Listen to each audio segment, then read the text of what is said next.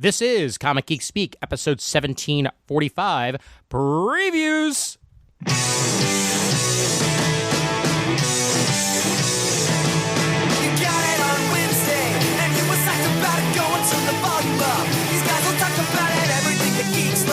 Kids and laser beams, opinions like the seasons on everything you read in comics, movies, games, toys, artists, comic geek speak, comic geek speak, comic geek speak, comic geek speak, comic geek, uniting the world's mightiest heroes. This is... I'm Ian Levinstein. And I'm Adam Murdo.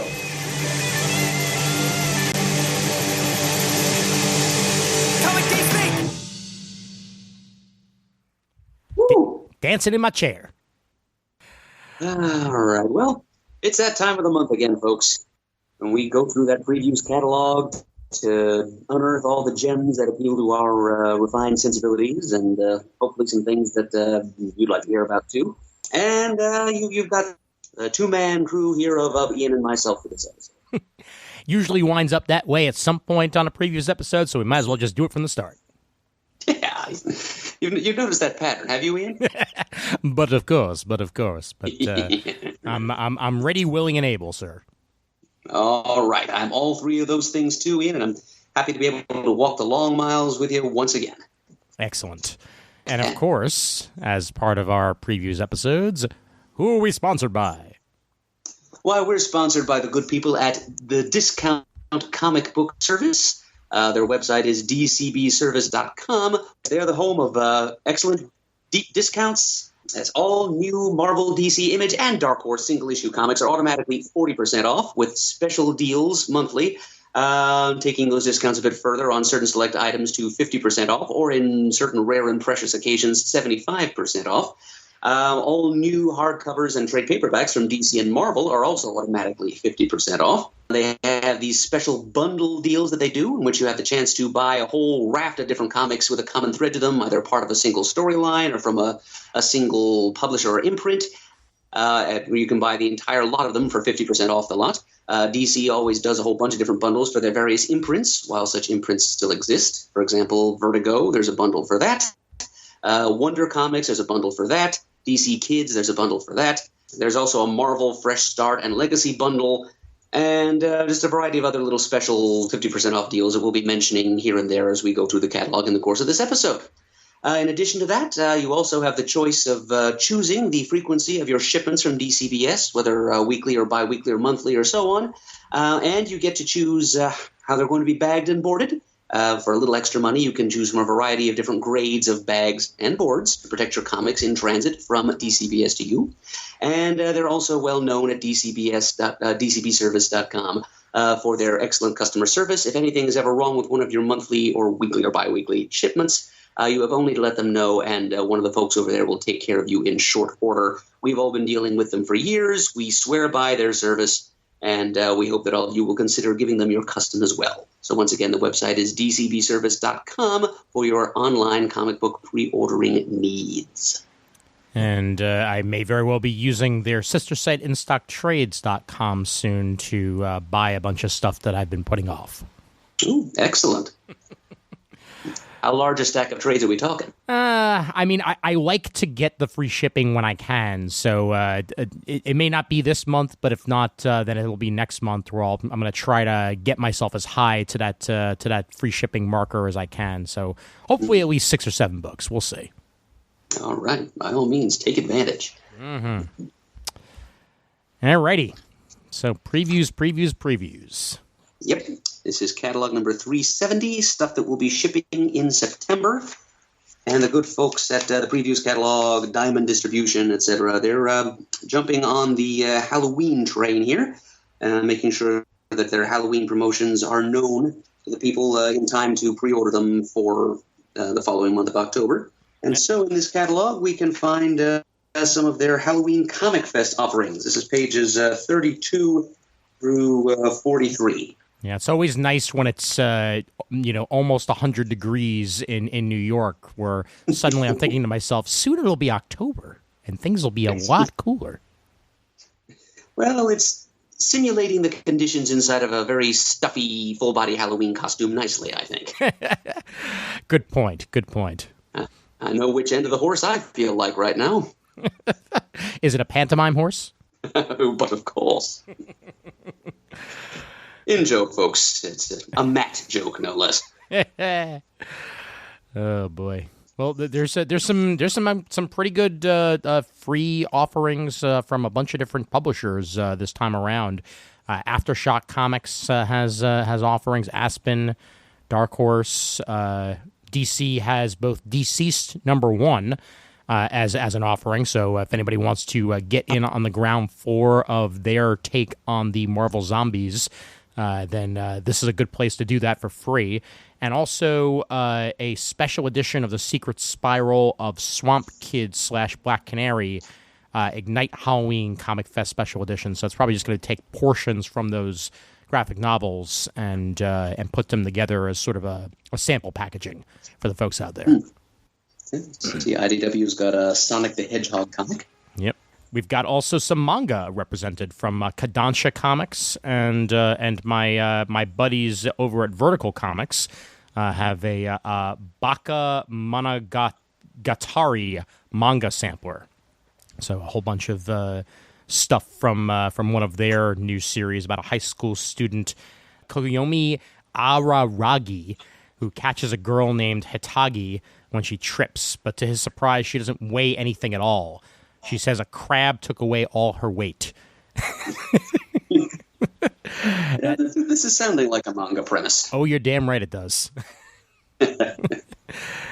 And Unique Studios is on the end of the listing on page 35 as well. That's got to be a newbie because I've never heard of Unique before. Looks like it's got kind of an African flavor to it. Yep. Ianu, Child of Wonder, Chapter 1. So some good offerings, and Marvel also has Miles Morales, Spider-Man #0, Iron Man: The Road to Iron Man 2020, which is Dan Slott's run, and Ghost Rider: King of Hell #1, as well as Star Wars: Boba Fett #1. Yeah, there's some real treats in there, and those are just the full-size comics. Yep. A page or two later on, there are even a few mini comics, sized for those little plastic pumpkins the kiddies are going to be carrying around. And there's some good offerings there, too. We've got Archie's Madhouse. We've got DC's Superhero Girls. We've got Underdog. Underdog! So, yep, there's no need to fear. There's some manga involved there, too, because we've got Pokemon Adventures from Viz. Some Usagi Yojimbo from its new home, IDW. And a favorite of mine, which I think is also going to be a favorite of the kids, because it's a popular show these days on Nickelodeon, Loud House Comics. Yes, indeed. Well, good offerings all around. Mm-hmm. And if you want, you can even get yourself a Comic Fest t-shirt. On page 41. I think I have too many t-shirts to begin with, but anybody else can go ahead and get that for me. Okay. All right. And then straight on from there, over to Image. All right. Let it begin. Okay. And Image begins with a new Matt Fraction offering, which immediately makes me happy. November, book 1 of 3, written by Matt Fraction with art by Elsa Charretier. The lives of 3 women intersect in a dark criminal underground as fire and violence tears through their city over the course of a single day and night. They find that their lives are bound together by one man who seems to be the cause of it all. And one of 3 books being offered, and this is the first, and 2 more to come after this. Yep, really, all you need here there is Fraction, if we're being honest. Yeah. That's the badge of quality. Although the other thing I heard that's staying my hand here is hardcover. That is indeed what this is. Now, granted, it is one of the 50% off specials at dcbservice.com, so it'll only set you back $8.49 for this first of 3 hardcover volume. All the same, I think I'll wait and see if they give it to us in paperback. Yeah, fair enough. I think I may very well wind up waiting for all 3 to be collected into a larger hardcover, because if I am going to go hardcover, I may as well just get it all. Another good strategy. Yep. And if they eventually do collect them all into a single hardcover, maybe they'll also collect them all into a single softcover. Exactly. It may take 5 years, but probably worth the wait. And on the immediate pages after this Matt Fraction comic is SFSX, Safe Sex #1. Writer Tina Horn with art by Michael Dowling. They're comparing this to Sex Criminals in the way that they go about sex, love, and torture, but it looks like a very different setting than what we got in Sex Criminals. So I'm intrigued. Yep, it's like Sex Criminals by way of Orwell, which is fairly intriguing, I have to say. Yes, indeed. Good way to put that. But not as intriguing as the next Image Comics new offering on page 54 and following. Battle Pug, the ongoing series. Yes. Yes, that's right. I've got all of Mike Norton's excellent Battle Pug hardcovers, which came out through... I actually did the hardcover thing for those because it's Norton. There's no way I was not going to support him. And just, Norton or no Norton. The premise of a sword and sorcery barbarian hero who rides around on a giant pug is irresistible. Oh, absolutely. Yeah. So, excited to see some ongoing monthly adventures of the last Kinmundian and his trusty steed. Also fascinating to note here, and you realize that beginning this month, for the foreseeable future, we're going to have the opportunity to buy not one, but 2 monthly Mike Norton comics featuring pugs from these previous catalog. This plus Grumble from Albatross Funny Books. Well, to say the least, it is very on brand for Mr. Mike Norton to have 2 books about pugs. So I am A-okay with that, and it's also great to see him back into the monthly game, as I was reminded of New York Comic Con's past when he was sitting at your guys' table, as Pants posted the photo of him, of Pants dressed as Underdog. And there was the banner on the bottom of your CGS banner that Mike Norton was sharing a table with you guys. So he's been on my mind the past couple days. Yeah, that was a great weekend. That was, I believe, the second New York Comic Con. Yep. In 2007. And that was also the time that Norton presented me with a birthday gift that my fellow geeks had gone in on. It was a drawing by Mike of Bizarro and Mad Hatter having a conversation with one another. Oh, that's awesome. I gave Norton such a hug when he presented that thing to me. He's very huggable, Oh, he absolutely is. Yeah. And he'll usually share a beer with you because he's that type of guy. Well, as long as he doesn't mind if my beer is a cider, I'll lift one with him any day. Amen to that. Alrighty. Scrolling down a little bit more, we have a new Pretty Deadly miniseries by Kelly Sue DeConnick on page 59. And first time I've seen something out of the Pretty Deadly line in a bit, as we have a new chapter in the Dark and Deadly Golden Era of Hollywood, the way they're calling it. It's The Rat, #1 of 5, with art and cover by Emma Rios, no relation to Peter that I know of, and yeah, Kelly Sue DeConnick back in the action of Pretty Deadly, so I'm looking forward to seeing more in that universe. Image is pretty excited about this arc because they used a Pretty Deadly image as the 2-page splash to intro their section of the catalog.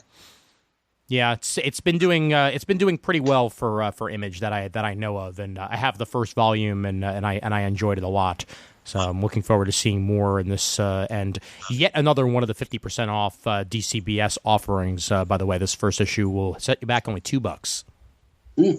Terrific.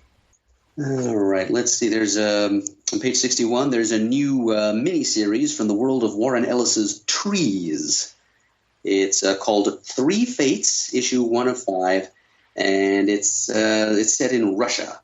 And in the world of trees, the titular trees are actually these giant arborescent alien beings that just kind of appeared overnight in the world in which the story is set, just as a couple of decades ago, and have just kind of stood there motionless ever since. And so the story is not really about the trees so much as it is about the strange cultural phenomena that develop in the shadow of those trees. So the impact that they've had on the world and the escalating global paranoia that takes place around them. I've read the first trade. It was pretty good. And now we've got the latest installment in that story. It's coming out on September 11th, and it's a 5-issue miniseries. And if you've been following along with trees, here's more of the same. Yeah, haven't checked it out, but I may now that this new one's happening. So maybe there'll be a good deal on that first volume. Yeah, right. To in-stock trades you go. Indeed. Assassination Nation. The first volume of that is being solicited on page 62. This collects issues 1 through 5 of the series, and I've heard some pretty positive things about this, especially considering that Erica Henderson does have 2 Eisners under her belt for Squirrel Girl and for Jughead.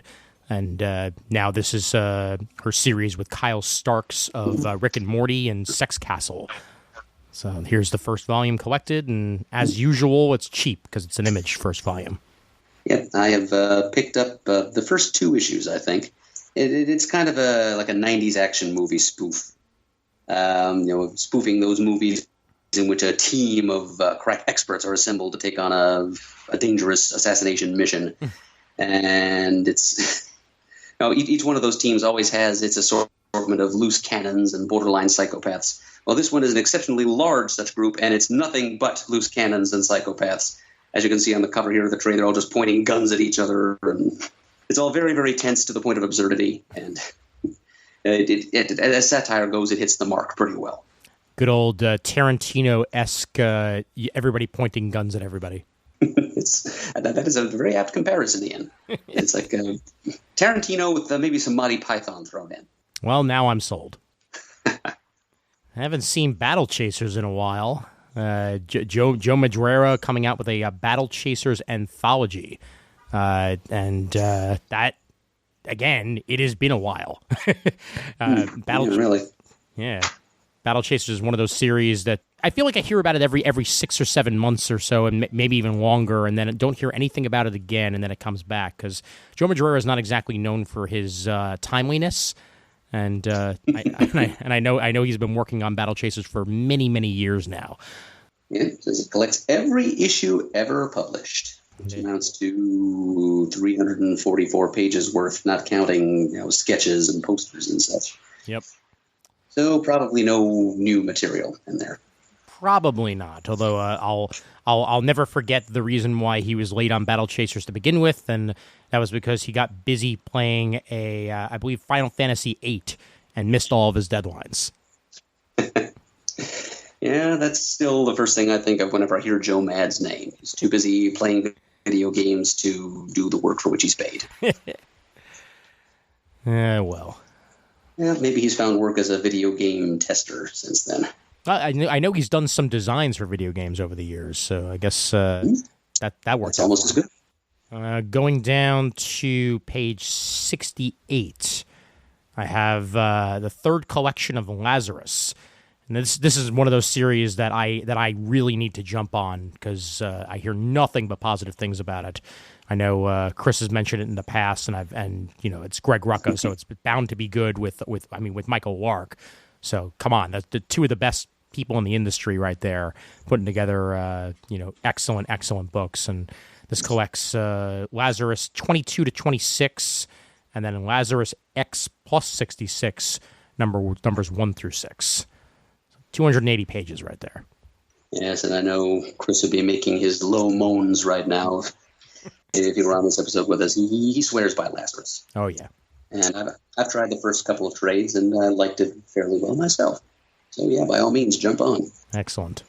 This is the final volume of Paper Girls solicited on page 69 as well. As we mentioned, the final issue came out a little while ago, and now here is volume 6, and that will soon be on my shelf. Very good. I've just got issue number 29 in my last DCBS shipment, so I'm almost to the finish line myself. Yep.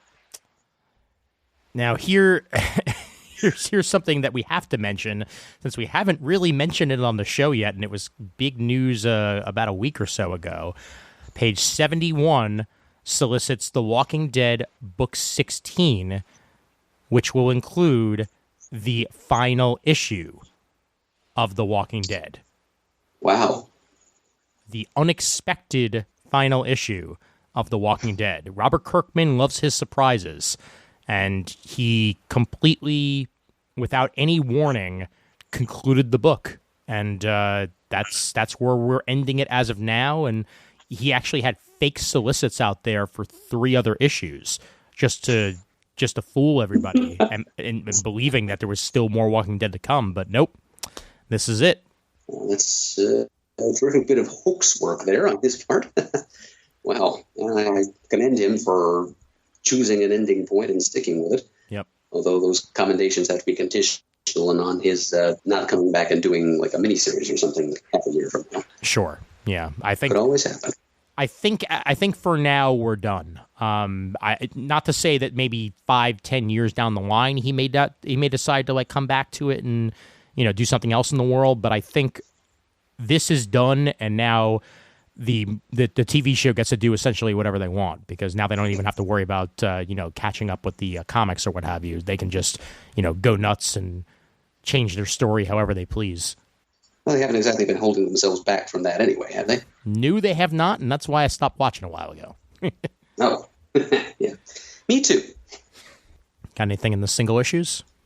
I think I've only got a couple of things in the single issue section that I'm buying, and of course those are all continuing series. But yeah, the issue 15 of Ice Cream Man, I'll be picking up the Jason Aaron space opera Trip Fest Sea of Stars. Got its 3rd issue coming out. I'll buy that.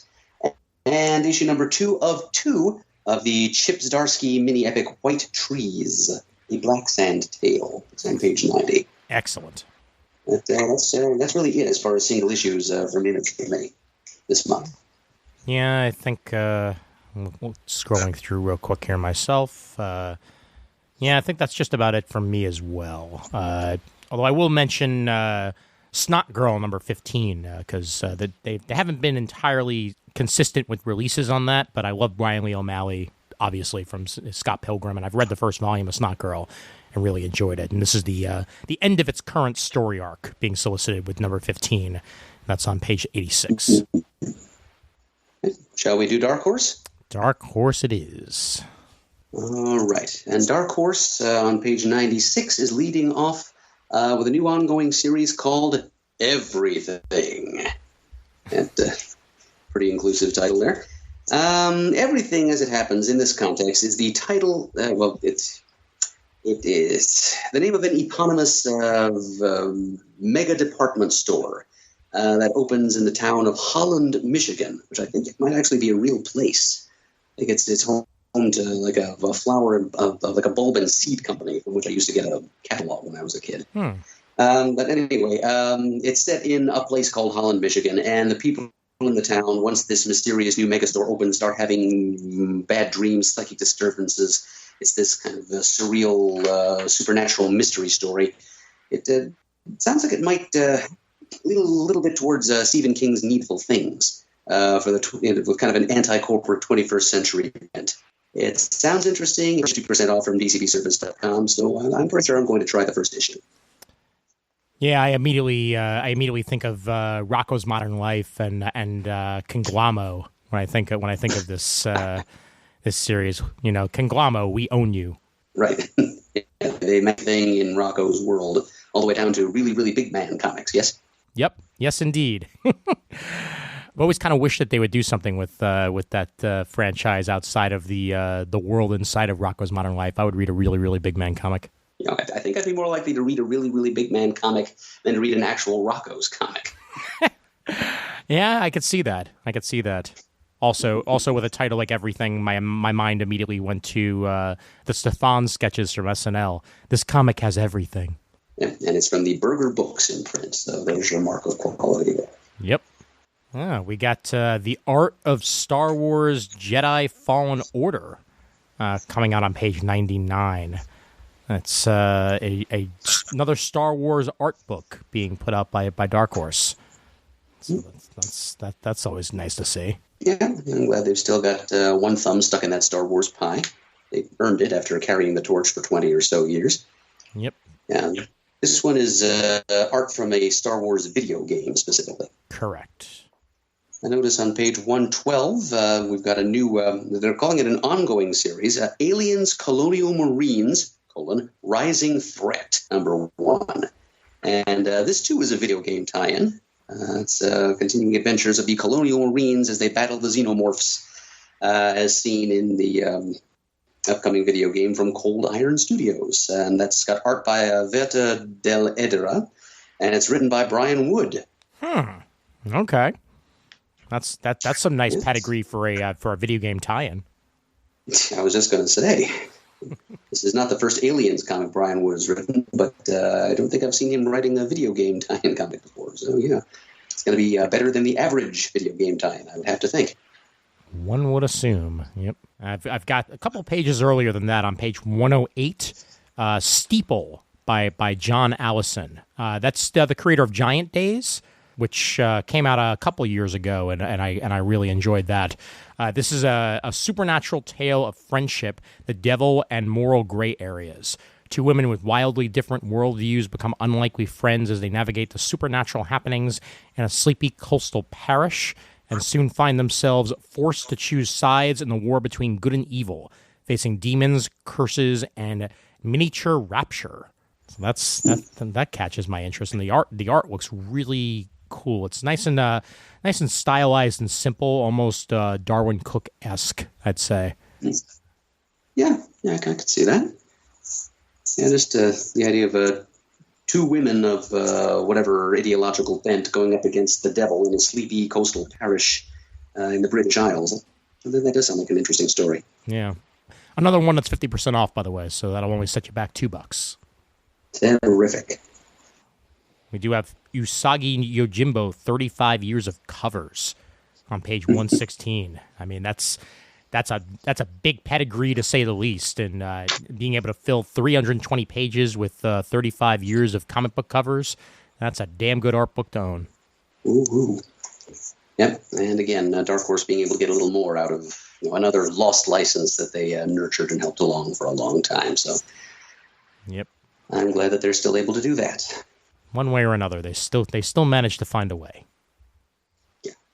Well, there's a new Disney Snow White and the Seven Dwarves book by Cecil Castellucci and Gabriel Bagnoli that has some very pretty cover art. Yeah, and the interiors look very much like it. Yes, it's collecting a 3-issue miniseries that Dark Horse has been publishing over the last few months. And there were a few preview pages in one of the last few months' preview catalogs, and it's not quite manga art, but it's kind of influenced by it, and it's got a pleasing softness to it. I kind of like it artistically. Yeah, no, I appreciate when, especially a company like Disney, when they're willing to go a little bit off the beaten path with their art styles. You know, it doesn't always have to look exactly like the original. You know, as long as it captures the spirit, then I'm happy. Right. All right, and I think that's actually pretty much it for me with Dark Horse. I don't know if you have anything else. Yeah, the only other thing I was going to buy is the latest issue of Black Hammer Justice League. So. Yep, with some great covers all around with that one. All right, so we let that pave our way to the DC part of the book. Yes, we have. And right. to take us out of the episode for a quick moment, there is the largest storm cloud I have seen in quite some time rolling over my my house at the moment. So here's hoping I don't lose power or internet, because I'm actually a little bit afraid of that. But if I do, I will let you know. Well, can't possibly happen. You're not on vacation. Of course. Yeah, I know. Blackouts only happen while I'm out of the city. I don't get it, man. You're just charmed, I guess. I guess so. Yeah, I was working in Honesdale, Pennsylvania when the blackout hit back in the mid 2000s, and all I got was a quick blip in the power as we switched to backup power. And then went online that night, and I'm like, why isn't anybody online? And then I find out, oh, right, because nobody can get online. Yes, an interesting couple of days that was in the city, I'm sure. Yep. So start us off with some more Year of the Villain action, as we get Lex Luthor #1 and the Riddler Year of the Villain #1 on page 3 here. Lex Luthor Year of the Villain written by Jason Latour, with art by Brian Hitch and Andrew Curry, which immediately has me intrigued. Yep. And Mark Russell writing Riddler, with art by Scott Godlewski. And they seem to be doing some very different things with Lex Luthor with this whole Year of the Villain stuff. I know he's developed powers of some sort, and he may even be inhabited by some sort of godlike entity, which sounds like a Scott Snyder thing to do. So very, very interested to see where this is going. Yep. He's become the herald of a primordial creator goddess named Perpetua, who has kind of got a mad on for the DC multiverse as it exists right now, because it's not the DC multiverse she wanted to create a long time ago. So Lex, Apex Lex, he's been empowered by her, and he's kind of an instrument of her will. And as a part of whatever scheme she's working on, he's going around offering basically a neuron bargain. I've mentioned before that this whole Year of the Villain thing, at least at this phase of the story, is reminding me a lot of the classic 1995 DC summer event Underworld Unleashed. Heck, this phase is even called Evil Unleashed. So it's right there on the page. This is looking like fun to me, because it's sparking a little nostalgia for that 25-year-old event. And I'm buying the heck out of these two one-shots you just mentioned, Ian, because the Lex Luthor one is Apex Lex going out and hunting down different multiversal versions of himself, parallel Earth versions of anybody, and I'm pretty much in. And right below that, Mark Russell writing the Riddler, and not only that, writing the Riddler, a disgruntled Riddler who wants to know why he was left out of this whole villain empowerment deal. Love it. As this takes me back to when I was 16 years old and reading Underworld Unleashed and wondering, hey, why did only certain villains get this whole empowerment treatment? I mean, the in-story excuse was they chickened out and didn't accept Neron's bargain, but I wanted to know how people like the Riddler or the Prankster, etc., would benefit, like what a Neron upgrade would have done to them, like how. What kind of power would the Riddler receive? So that's an interesting question right there that Russell might answer. But I just like the idea of Riddler indignant that he's been left out of the reindeer games here, tracking Lex Luthor down and confronting him about it. And all of it written by one of the more incisive writers of the current day, Mark Russell. So yeah, those are two very... DC hasn't really been flooding us with one-shot tie-ins for this event so far. There's like 2 a month, and so far they've all been pretty... I don't want to say gold just yet because I haven't read them, obviously, but they sure as heck sound like gold just based on the plot summaries and creative teams who've been seeing for them. So I'm kind of excited for this event so far. Remind me to never pick Riddler last at Dodgeball. Ian, don't forget never to pick Riddler last at Dodgeball. Thank you. Thanks for the reminder. Yep, I'm better than Siri that way. And then... right away on page 5, I would love to just get a full list of how many publishers have published Powers over the years, because it's been with Image, it's been with Icon. I think it was with initially under another independent publisher before it was with Image, and now here we are with Powers under the DC label with Bendis, and they are. Him and Avon Oeming are returning to Powers for the first time in a couple of years to tell a story that spans the entire generation of Powers, and it also includes remastered pages from the 2015 edition of Powers, number 7 and 8, but also seems to be crafting its own story around that. So, Powers, the best ever. On page number 5. Hollow boast or truth in advertising? You decide. Yeah, probably a little A and a little bit of B. Yeah. I never really got into Powers when it was first being published, but I remember Wizard just kissing the ground it walked on. And it was, maybe just a little, again, crime fiction, procedural, police drama type stuff was never really my cup of tea. Yeah. But for those people who have really enjoyed it, I'm glad that it's making a comeback. Yeah, I've read I'd say maybe the first 3 or 4 volumes of Powers. I started reading it right around the time that the very short-lived streaming series was coming out. The one and only streaming series that PlayStation put out when they were trying to get into the hey, if Netflix can do it, so can we game. And they commissioned a Powers series, and it lasted 2 seasons. And never did watch that second season, but first season was interesting. It just very much changed a lot of the flow of the series. Specifically, the fact that a titular character that dies very, very early on does not actually die until the near end of the season. I'll just leave it at that. And the second season, I know, tried to get it closer to the comics in some ways, especially in costumes, but never really did get around to watching it. But I may one of these days. Just out of curiosity, if you decided to watch that second season, where would you find it? Is PlayStation streaming still available? Well, I think they still have it available on Sony's on Sony's back stuff in general. But let me see if the series has been released in any other form. That's an excellent question. Did they ever even release a Blu-ray collection? That's the thing. Well, okay. So a bunch of different streaming services still have the episodes piecemeal. So you could get it from YouTube or iTunes or Amazon Prime or any of those places for individual episodes at like $2 a pop. But I do not believe there was ever a Blu-ray. Oh, there was a Blu-ray release for season 1, which is still available for $30. But I don't know if they ever did for season 2. That I'm gonna have to check. All right.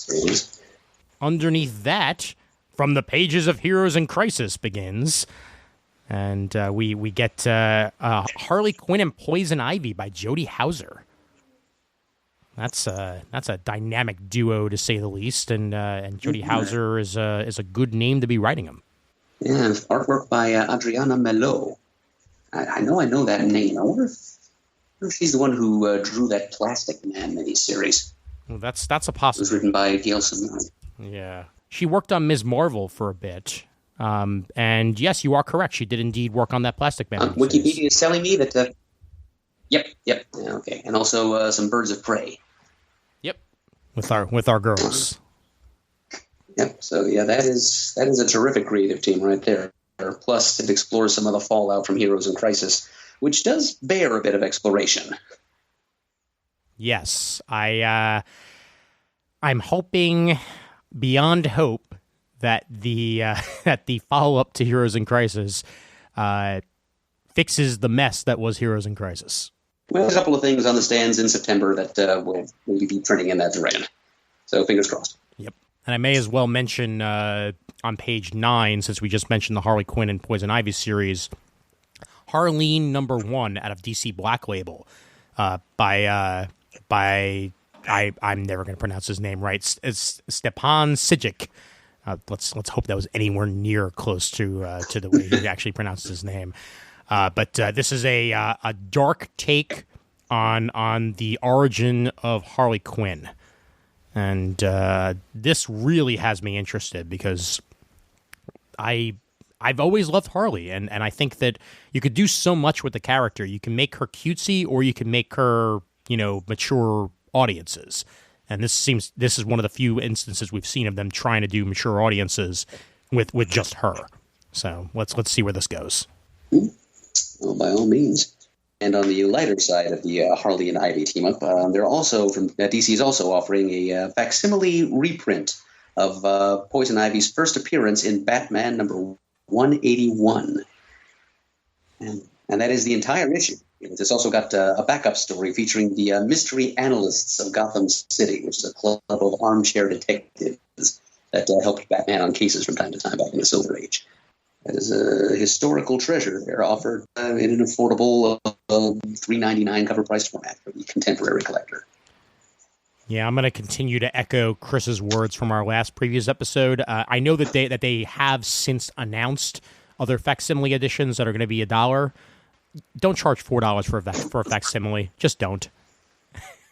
I have a very difficult time disagreeing with that statement. Yeah. And we get... Yeah, that is the kind of thing that Marvel tends to publish as a $1 True Believer comic. It's true. Yep. Yeah. I think next previews we should be seeing some of the reprints that are $1 out of DC as well. To be encouraged. Yep. And Legion of Superheroes officially returns on page 11. That's right. And another unexpected move from Brian Michael Bendis, who it was about the last person I ever would have thought would write Superman, and now he's going even further in the squeaky clean, shiny Silver Age direction by bringing back those fresh-faced young people from the next millennium, the Legion. Brought to you by some of comics' greatest talents, namely Bendis, with art by people like Jim Lee, Dustin Nguyen, Andrea Sorrentino, Andre Araujo, and others, under a cover by Ryan Sook. This epic story spans the course of 1,000 years and, for the very first time, except for those other few times that it's been done, connects all of DC's future timelines. So, the first time that was done would have been the History of the DC Universe 2-issue miniseries from Wolfman and Perez back in the 80s. But this is the first time they did it with Batman Beyond as a part of it, so maybe that can justify their statement. Yeah, I am looking forward to this. Considering what Bendis has done with Young Justice so far, having him tackle one of the other youthful teams in DC's lineup has me very much looking forward to it. And it's about time we get Legion of Superheroes back, and I think he might be the right guy for it. Just to tantalize us, along the bottom of pages 10 and 11, there's a few of the redesigned Legion costumes. And there's an interview here with Bendis teasing us that there's one or two pre-existing characters, at least one of which also existed back in the 20th or 21st century, that will be kind of POV characters. There's one of them that's going to walk us through all the different changes that have taken place from the DC Universe present to the far-flung future that is home to the Legion. So it's going to be kind of a DC Universe march through the decades and centuries to get us to the 31st century. And there will be a version of Superboy in this series, according to a Newsarama article that came out a couple weeks ago that did have him prominently featured. So we don't know which one it's going to be, whether it's a young Clark Kent or Jonathan Kent or a descendant of either one of them. But a form of Superboy will be appearing in this Legion of Superheroes. Very valuable information. Thank you, Ian. No problem. And all I have to contribute there is that it's half off at dcbservice.com, where Millennium is regrettably spelled with only one N. Shame on you, DCBS. I'm sure it was how it was provided to them. Page 13, we mentioned on our Comic Talk episode as well that Flash Forward #1 is happening, and here is the solicit for it. Wally West roaming what may very well be the galaxy, not in jail, and hopefully redeeming himself after the events of Heroes in Crisis. But let's see if Scott Lobdell can do that, because I haven't really enjoyed a Scott Lobdell comic since the 90s. All right, that's put it where it's at. Yeah, I do notice a tendency these days for him not to take the work quite as seriously as he might. And Wally fans really need him to take this assignment seriously. Oh, yeah. So fingers tightly crossed that he will. Yeah, that Teen Titans series he wrote after New 52 was one of the biggest messes of the New 52. That's saying something. Yep. How about this on page 15? Gotham City Monsters #1 by Steve Orlando. Yeah, that is the thing that I'm going to be buying. I'll tell you what. I mean, for one thing, it's just in time for Halloween. Yeah. 6-issue miniseries. It involves the multiverse is involved in some way. It's mentioned in the solicit anyway. And it's Frankenstein, Agent of Shade, one of the better things, I think, to come out of that first wave of New 52 titles. Gathering together a bunch of Gotham or Gotham-adjacent monster characters, Killer Croc, Eye Vampire, the Larry Hama created villainous Orca, and Lady Clayface. It's a really interesting motley crew. Because Steve Orlando is, like me, a collector of DC Universe historical oddities. He throws some really interesting concepts into the stories he writes. And this is a great mixed treat bag of Halloween monsters he's thrown into this story. And I don't even really care what they're going to be doing together. I just want to see what kind of team chemistry could possibly emerge from this somewhat Frankensteinian melange of characters. So yeah, I am on board for this. Yeah, this is bound to be almost like Secret Six-esque in the pairing of characters. Yeah. So I this looks like it could be a lot of fun. Good comparison. Yeah. Yeah. Keith Giffen and Jeff Lemire teaming. Inferior 5 #1 on page 16. That's a match right there. Yeah, and Jeff Lemire written Peacemaker series. I mean, I'm really much more interested in that. It's a 12-issue maxi series, no less. And I don't know how eager I am to support something that just bears the name of the Inferior Five without actually bringing back, the classic E. Nelson Bridwell, the superhero spoof that originally bore that name. There's no Merry Man, no Awkward Man, no Dumb Bunny, etc. It kind of looks like it's got shades of Stranger Things to it. And that's not as appealing to me. But I would love to read at some point what Jeff Lemire chooses to do with the classic Charlton action hero Peacemaker. Well, perhaps they'll separate them out when it's collected. Yeah, it mentions here that this spins out of, quote, the invasion that rocked the DC universe. Do you happen to know what invasion that was, Ian? Is that possibly Leviathan? Well, I guess it could be. And it's kind of looking like it's referencing the original, I don't know exactly what year it took place, like very late 80s Invasion crossover. But, I mean, is that even still in continuity post-Flashpoint? I mean, I know Giffen he had some involvement with that original Invasion story. Maybe he's just bullying ahead and saying, hey, guess what? It happened post-Flashpoint because I'm now saying it did. It wouldn't be the first time that Keith Giffen did whatever he wanted with characters, so that's a possibility. Yep, I don't see too many people at DC caring enough to say him nay either. Yep, and I appreciate that Jeff Lemire written and drawn backup is going to also include Checkmate and Amanda Waller. Yeah, seeing how the Wall gets along with Christopher Smith. Yep, interesting. Oh, it is this month, actually. The Dollar Comics, looking down at on page 18, they're releasing Detective Comics 854, Batman 608, Harley Quinn #1, and Crisis on Infinite Earths #1, all for $1. Yeah, but not that Batman #181 comic. Yeah. Interesting choice. Maybe that was on the tail end of it. Who knows? Looks like we've got a Wonder Comics DC Universe crossover brewing here on page 19 as Bendis' original character Naomi pops in to visit with Superman and Batman. It's nice to be cementing that into the main DCU a little bit further.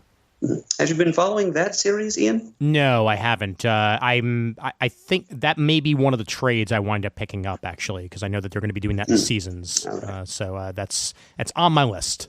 We got 78 and 79 of Tom King's soon-to-be concluding Batman run on page 22 and 23. Catwoman getting more and more involved with the story yet again. Oh, the thunder is brewing.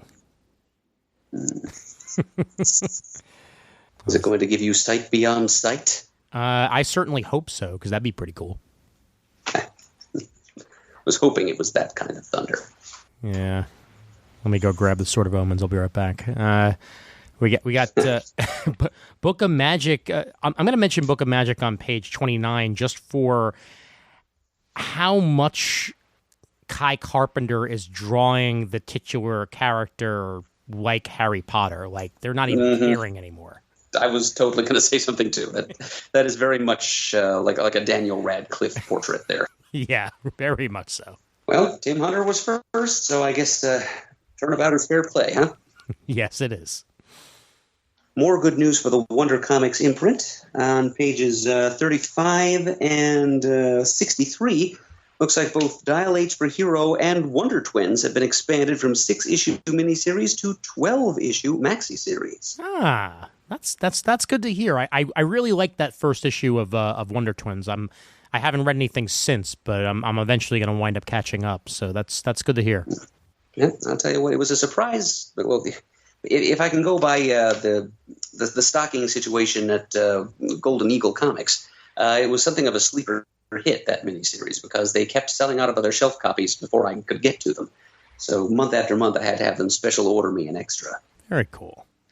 They're still double releasing Flash monthly, which is a little bit of a pain in the butt. But page 40 and 41 begins the newest post-year one storyline with the Flash, the death of the Speed Force. And number 78 certainly has a cover reminiscent of Crisis, which has me wondering exactly what they're planning on doing here and whether it's going to, quote-unquote, change the Speed Force forever by the time it's over. So, a little intrigued. No, I think there's better than even odds that the Speed Force will, one way or another, be changed forever, because something is changed forever every single month in the world of superhero comics. But of course. And this is the month of the return of the Justice Society of America in the pages of Justice League. On page 46, Scott Snyder and James Tynion IV with art by Jorge Jimenez. And it is about damn time we get our golden age back. Amen and amen. And there's somebody that looks an awful lot like the Anti-Monitor on the front cover, too, of issue number 31. Ooh, good point. Oh, by golly. Yeah, so we've got that going on, and we've also got other members of the League interacting with Commandy in the time of the Great Disaster.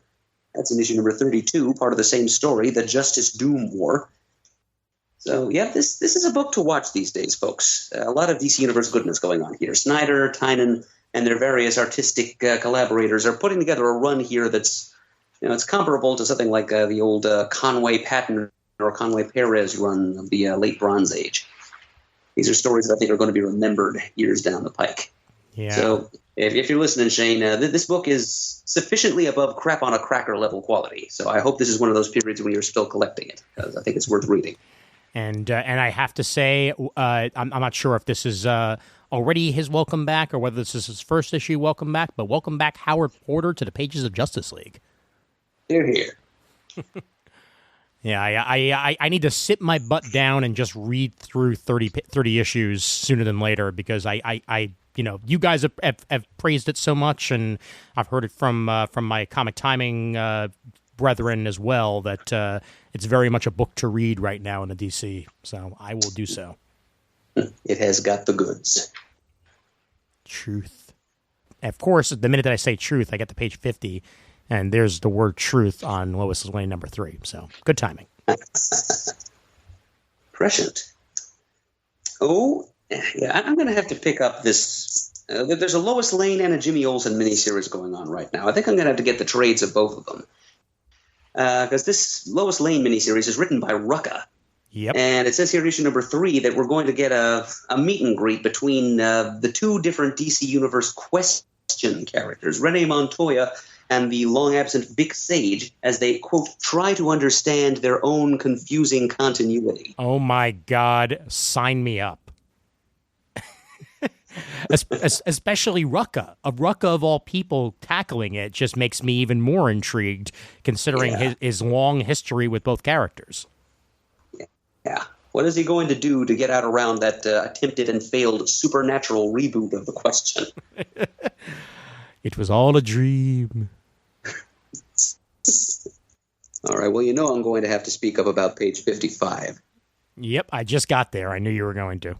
Scooby-Doo team-up, highly regarded by hosts of this podcast, reaches its landmark number 50 issue as Scooby teams up with Batman once again. We have a team-up between Batmite and Scooby-Mite. with Scrappy-Doo waiting in the wings. Oh, no. Yes. And this issue of Scooby-Doo Team Up, like the previous 49 issues of Scooby-Doo Team Up, is written by Shali Fish with art by Scott Geralds, a man who has a background in animation and was, in fact, the director of the entire Crypto the Superdog animated series. Oh, very cool. So I'm happy to see his artwork on any comic, pretty much, but particularly one that involves heroic canines. And right underneath that, I don't usually mention Teen Titans Go, but I will mention that Teen Titans Go was just nominated for an Emmy. The Emmy Awards came out yesterday as we're recording this, and an episode of Teen Titans Go where they go back in time to the 80s was nominated for an Emmy. So congratulations to them on that. And this Teen Titans Go number 36 involves the Pretty Pegasus live. So that's a fun parody for you. Yeah, I love the cover image of the Teen Titans going to a literally underground ticket booth. Parenthesis, totally legit, end parenthesis. Standing there looking upset that they can't buy tickets to this thing for Raven. Yep. Yeah, that's... You've been there, haven't you, Ian? Oh, I sure have, yep.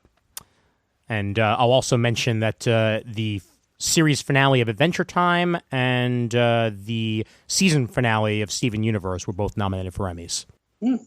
Excellent. That's going to be some tough competition. Sure is.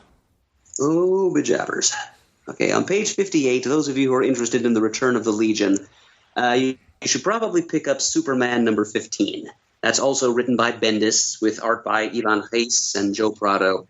And it's got the present-day Superman meeting up with some 32nd century Legionnaires. Since I think this Legion reboot is actually taking place in the 32nd century. Correct.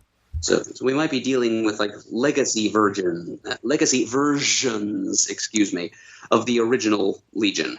So it'll give Bendis a little more leeway to create his own takes on these characters, I guess, if we establish that they're like descendants from like 100 years hence of the original Legionnaires. But anyway, it's written by the same guy who's constructing this whole reboot thing, so it's probably going to be relevant. So if you're really interested in this Return of the Legion, pick up that comic, Superman number 15 as well. Yeah, I don't know necessarily if they're going to be descendants or anything like that. I think he's just moving up the years to try to make it a little bit more consistent with passing time. But that also does at the same time distance himself from previous versions of, hey, those were all in the 31st century. This is the 32nd. It's completely new and different. Right. Because any inconsistencies could just be fobbed off on Dr. Manhattan, of course. Yep. And, of course, who shot the decoy corpse of Jimmy Olsen? Speaking of that Jimmy Olsen miniseries written by Matt Fraction. Yep. Yeah. I've been seeing some good Silver Agey suggestions of story from previous solicitations for this miniseries. So, yeah, I think I'm probably going to be getting this in trade eventually. They're still making you buy the Terrifics, by the way, because it has more Bizarro. Yeah, they keep pulling me back in. But yeah, Bizarro in a suit of armor with a backwards S chest plate. Yeah. I want to see what kind of Bizarro Jin Wen Yang of American-born Chinese and also new Superman will write. Same here. Oh, on page 62, the second issue of Warren Ellis's new Wildcats series. His version of the cats are going to go somewhere that is, quote, haunted by the ghosts of 52 universes. So there may be a little bit of a Warren Ellis satire of the current state of things in the DC multiverse. Though I think it's going to be fairly superficial satire, because I don't think Ellis is going to be arsed to figure out what's going on in the DC multiverse enough to make fun of it. Yep. But either way, it's Ellis. I enjoyed his Wild Storm series enough. I'm going to follow along with this Wildcats series for a while as well. Yeah, and I think if I remember correctly, even though Young Justice isn't solicited this month, there may still be an issue coming out. I think I remember reading something where Bendis mentioned that something was incorrectly left out of the previews catalog. But if it's not the case, they might just be doubling up next month. Okay. So we shouldn't assume that its absence from this catalog means that the series is no more. Exactly. Yes. And frankly, if it was, I'd be writing my congressman, because this is Wow. Well, especially with the last issue that just came out. Slightest of spoilers. We have multiple universes in the new in the 52 universes of the multiverse show up, and their choices will intrigue and at the same time please you, Murd. I like to be pleased and intrigued. And on to the collections. Ooh. I'm going to throw out a mention here on page 66 and 67. Some more issues of, DC titles that were Walmart or I think it was Walmart exclusive. Which are now being presented to comic shops for the first time. These include some Brian Michael Bendis Batman, including a team-up with Green Lantern, it looks like. Some more Tom King Superman with Andy Kubert art, and Wonder Woman written by Connor and Palmiotti with art by Tom Derenick, and some Dan Jurgens written Teen Titans stories. So, yeah, some most likely continuity light or continuity inapplicable stories there. Can't go wrong with that. Yeah, some pretty good creative teams, too. Yep.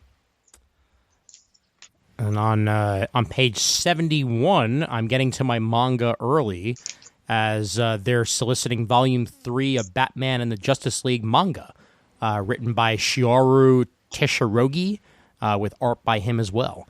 So this is Japanese Justice League stories that have made their way back over here. Looks like we'll see manga versions of Sinestro, Reverse Flash, and Cyborg Superman. Sounds good to me. The Dance of the Dark Doppelganger. Yep. Now, did you mention this Crisis on Infinite Earths companion on the Crisis tapes? I think you did. Well, we certainly mentioned. We almost had to have touched on the third volume. I don't know if Peter would have had complete details at that point. But, I'm pretty sure we mentioned. We talked about this cover image we're seeing here, which is from one of the issues of DC Comics Presents, which is the first comic to be self-consciously bannered and marketed as a quote-unquote post-crisis story. It's probably the first time that term appeared in print. Very cool. Yep, so a lot of Crisis crossovers and a few Crisis Aftermath type stories as well included in this hardcover edition. Go forth, you ye completists. I will have a slight rant on page 73. Doomsday Clock Part 1 is being solicited. So the first 6 issues of Doomsday Clock are being solicited as a hardcover. And the next issue just got delayed again. This is taking way too long. We could all say that. I'm not reinventing the wheel to make that statement, but I hate when miniseries are separated in this fashion, especially ones that are supposed to be 12 issues. Put them out as 12 issues. Do not make me buy 2 hardcovers to get the full story. Especially because you know that eventually there will be some kind of absolute or slipcase edition that contains all 12 issues anyway. So why even lead us on like this? Exactly. I'm almost certain the entire reason that this is even existing is for those who have forgotten about Doomsday Clock due to it being as late as it is. And I keep hearing excellent things about it, but frankly, I'm not going to read it until it's all done at this point, because I do not have the attention span to wait 3 to 4 months for another issue to come out and then have to remind myself what happened last issue. And it's really hard to take seriously any claims they might once have made that important happenings in the DC universe are going to spin out of this series, because, as you've observed before, they're not even pretending to wait until Doomsday Clock is over to move forward with some of these story threads now. Exactly. Well, on a much happier note, on page 78, they are soliciting season 1 of Naomi, so that is how I will be able to catch up. Although this is the hardcover form, I'm sure the trade will be coming shortly. But what about Naomi? That is a throwback to season 1 of The Electric Company. That's taking us back to 1971. Hey, we went nice and retro on the animation episode, so why don't we keep it going? Mm-hmm. Yep, it's just kind of hard to shift out of that gear, you know? Yep. Volume 1 of Bendis' Superman, solicited on page 81, as that collects issues 1 through 6 in trade paperback for anybody who was waiting for it to be collected. Oh, soft cover yet. Bonus. Yep. New edition of Superman Red Sun on page 83.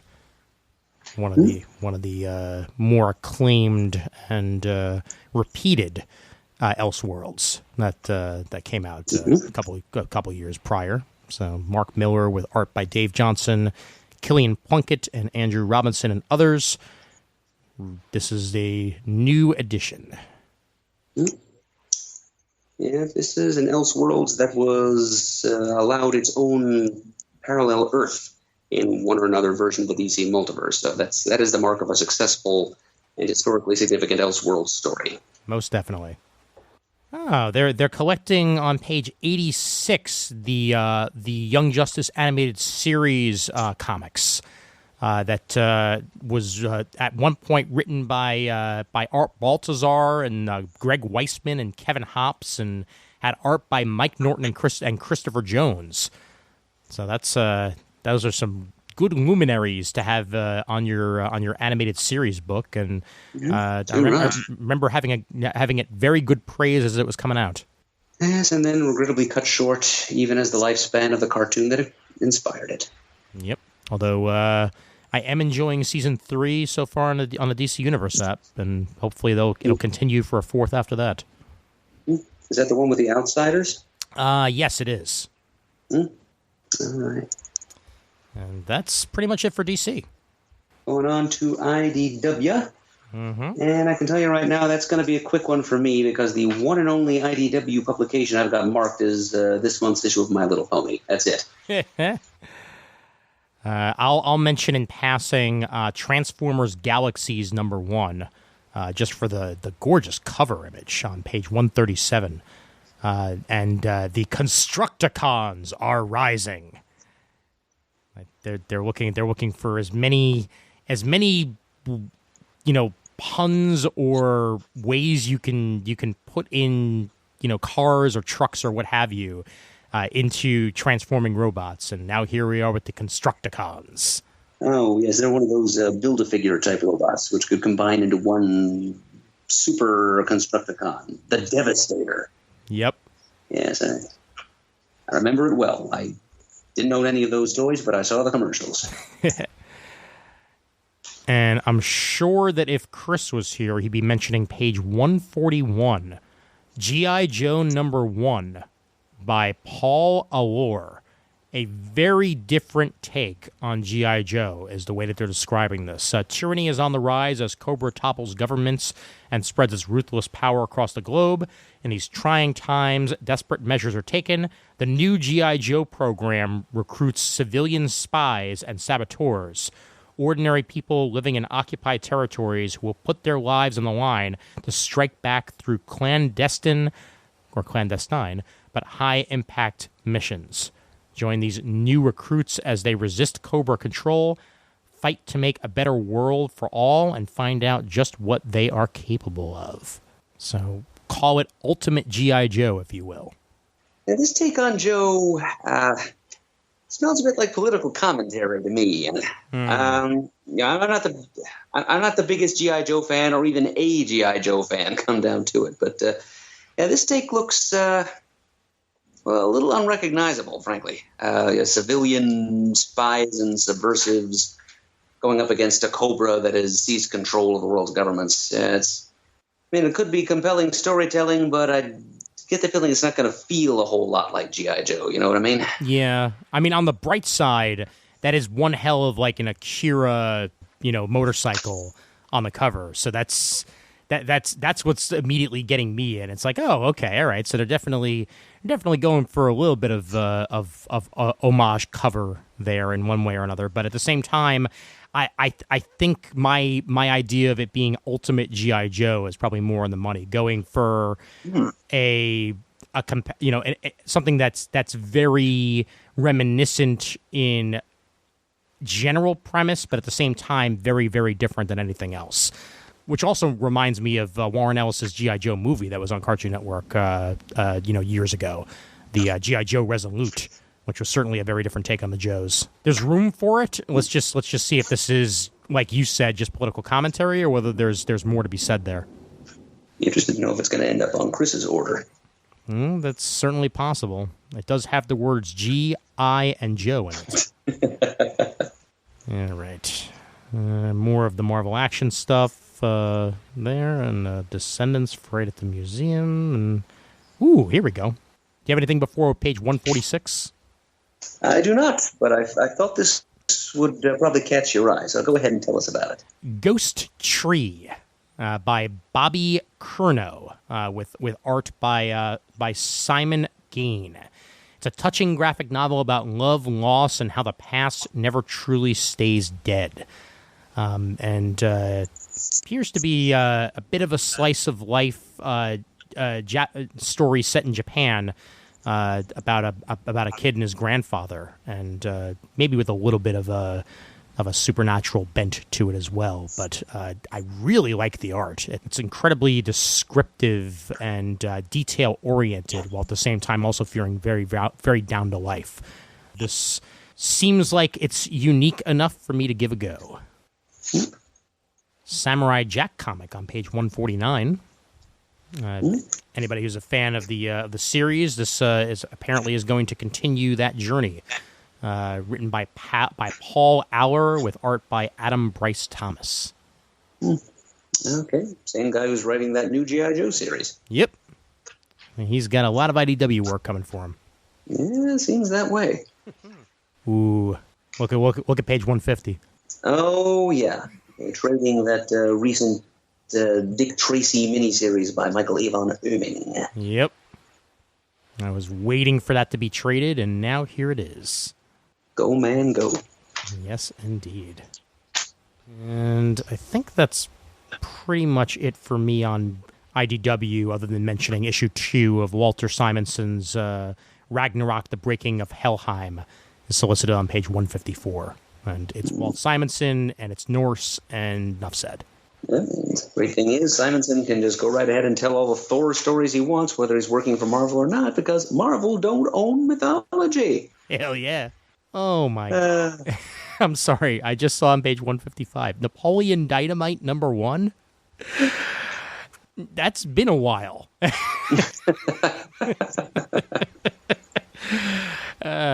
Going to Napoleon's senior year of high school, and I'm thinking to myself, like, shouldn't that have been like 7 years ago?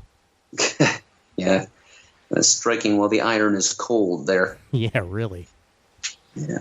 And, I've yet to see the movie, so. It's one of those movies where if you ask the right person or the wrong person, they'll believe it was set in the 80s, and then you just have to remind them, no, that's just what rural America looks like sometimes. Let's see, on page 165, there's a collection of classic Barney Google comics from 1928, archival quality cartoon kind of things that IDW prints from time to time. On pages 166 and 167, Steve Niles' October Faction. Is this a #1 special edition? Okay, so this is a reprint of the first issue. So it's not a new story. Yep. But apparently there's going to be a Netflix series based on this Addams Family style clan of monster hunters, the Allen family. That's. Netflix can do no wrong. They really, really can't, especially with the news of the Sandman series coming. Well, I hope they're not going to do wrong by that series, Ian. Oh, I know. There will be a lot of finicky fantasy fans paying very close attention to that when it comes out. Mm-hmm. And if only I did any streaming video television whatsoever, I'd be one of them. As it is, I'll just sit back and wait and hear what folks like you have to say about it. And I'm sure the series like that will wind up on Blu-ray or DVD at some sort. Right. Now, depending on what folks like you have had to say about it, by that time, maybe I'll pick up a copy. Exactly. And I might just do the same thing for the October faction when it comes out on DVD, because I will say I have enjoyed the comic. Mm-hmm. I'm kind of sorry that this is just a reprint of the first issue instead of a new story. And the Umbrella Academy series out of Netflix was quite good as well. Okay. If they can do justice to that, they can certainly handle the October faction. Yep. All right, that is all I've got to say about IDW. Okay. I think that's just about it from me as well, so how about Marvel? Yeah, how about it? All right, and their big news from Marvel this month, pages 2 and 3 of the Marvel Previews subcatalog, and some preview pages after that, is a mini-series, 5 issues, simply entitled Spider-Man, brought to you by the father and son team of J.J. Abrams and his son Henry Abrams, with art by Sarah Pichelli. Well, I'm looking forward to the Sarah Pichelli. Don't know what to think about anything else about it exactly. The marketing behind this miniseries was, how do I put it, broken. In the way that they announced it at first with a 4 in a stylized Spider-Man font, and immediately the internet believed, oh wow, are we finally going to get Sam Raimi's Spider-Man 4, but in comic form? And then the next day they had a 3 in a Spider-Man font, then a 2, and then a 1, and then they just went and announced this book. And by the time that happened, all of the enthusiasm had been driven out of the announcement. And when I found out it was just J.J. Abrams and his son doing comic, I'm like, oh, good for them. Yeah, that's my thoughts exactly, Ian. It's a very good point about the marketing strategy, and I'm sure that those folks who came up with that were not thinking along anything like Sam Raimi terms. Yep. So they were just not looking at this through the eyes of a certain generation of their readers. Yeah. That's kind of regrettable. But honestly, even for my own part, broken marketing strategy aside, I'm still not really particularly interested in this. I mean, for one thing, the fact that they just decided to give it the most generic title they possibly could, just plain Spider-Man, couldn't even spare an adjective or a subtitle for it, doesn't really enthuse me about the content of the story. And it just seems to me, I'm probably not the only one to make a cynical observation like this. This is probably just a case of J.J. Abrams' kid wanting to write a Spider-Man story. So he just said, okay, hey, Marvel, you can put both our names on it, but it's mostly going to be my kid writing this thing, publish it for us. Yeah. They couldn't have even called it the lens-flaring Spider-Man? I mean, that might actually have inspired some ironic purchases from around fandom. Exactly. Well, I'm much more interested on what's right underneath it on page 6. Strike Force #1, written by Teeny Howard with art by Germain Peralta, and looks like we have a new supernatural team for the Marvel Universe, and it's got Blade, Angela, Spider-Woman, Wiccan, the Winter Soldier, Monica Rambeau, and Damon Hellstrom, all on the same team. What an eclectic group of characters. Yeah, that is exactly the word for it, yes. It's interesting to see what sort of mission this eclectic group is going to be going on. Yeah. It says heroes accustomed to darkness are going to be dealing with this as a team of Strike Force, so whatever that means. No idea. It does kind of make me think of the old 90s Midnight Suns a little bit. Good point. Yeah, in a way, I kind of wish they'd gone with that as a title, because my other remark about this book, besides the excellent mix of characters, is could they have come up with a more generic team name than Strike Force? Kind of I'm sounds pretty like. sure they're renewing an old Malibu Ultraverse trademark by using this as the title. Oh wow! I was going to say it sounds like it would go perfectly on NBC in 1986 on Saturday mornings. Strike Force? Yeah, just Strike Force. It sounds like one of those like generic animated shows you would have found on Saturday mornings back then. Like, get ready for the Strike Force.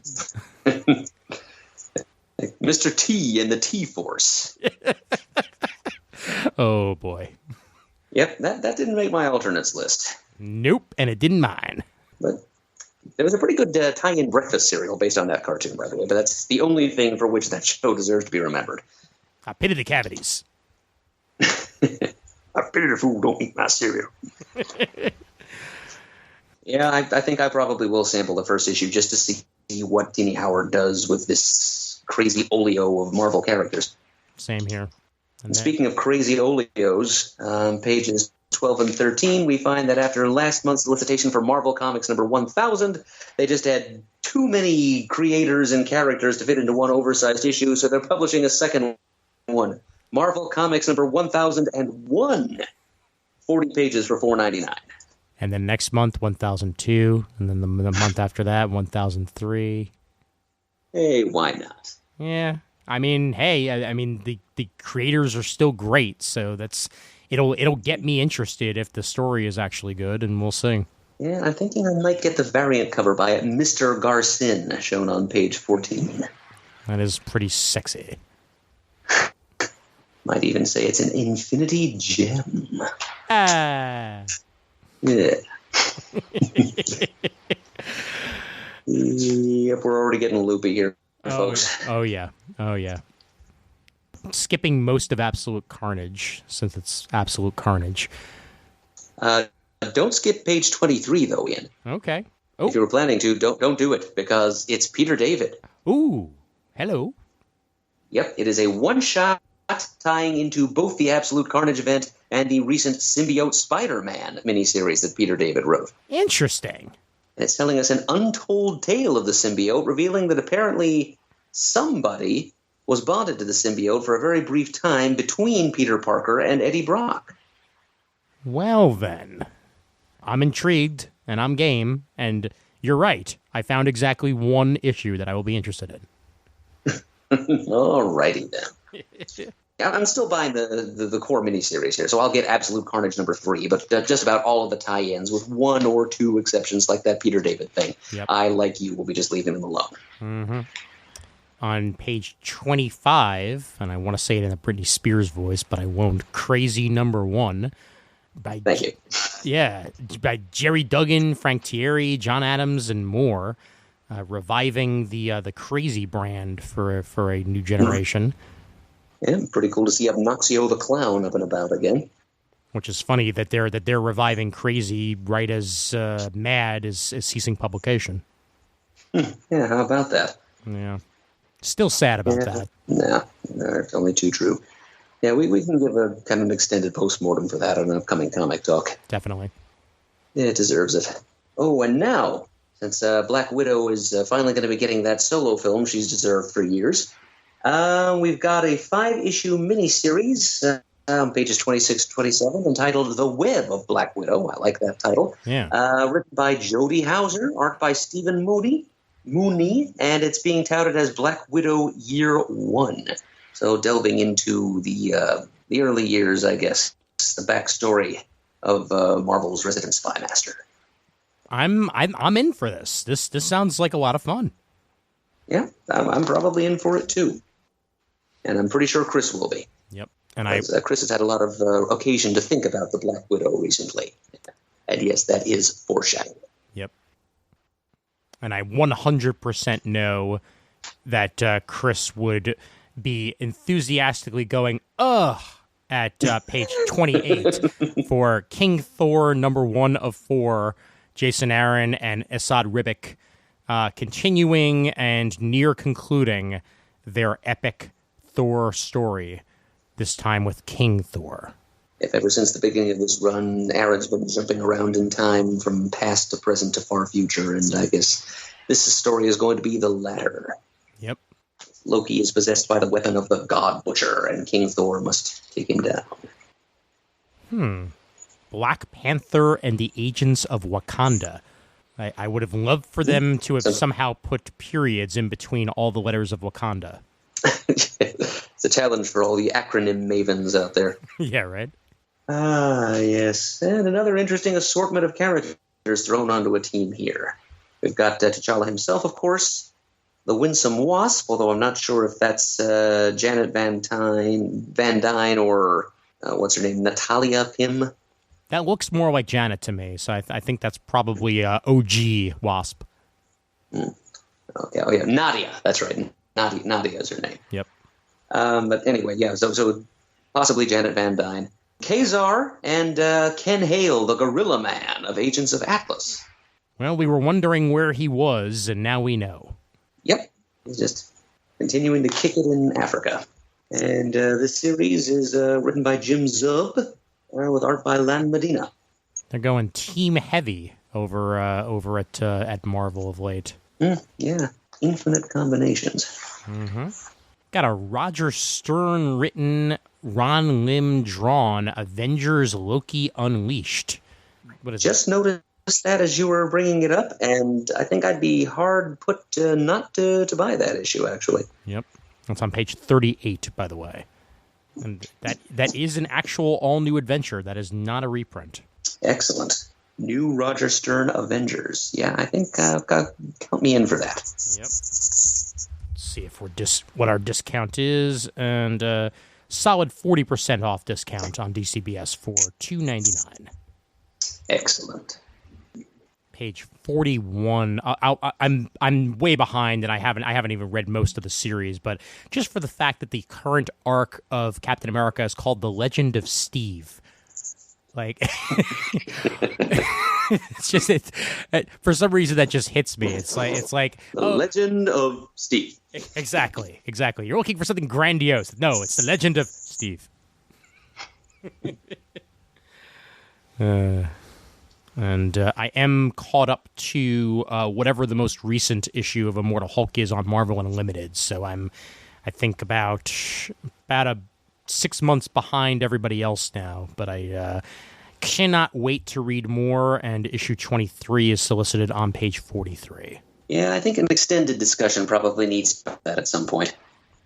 Oh, definitely. Possibly even a Book of the Month style format.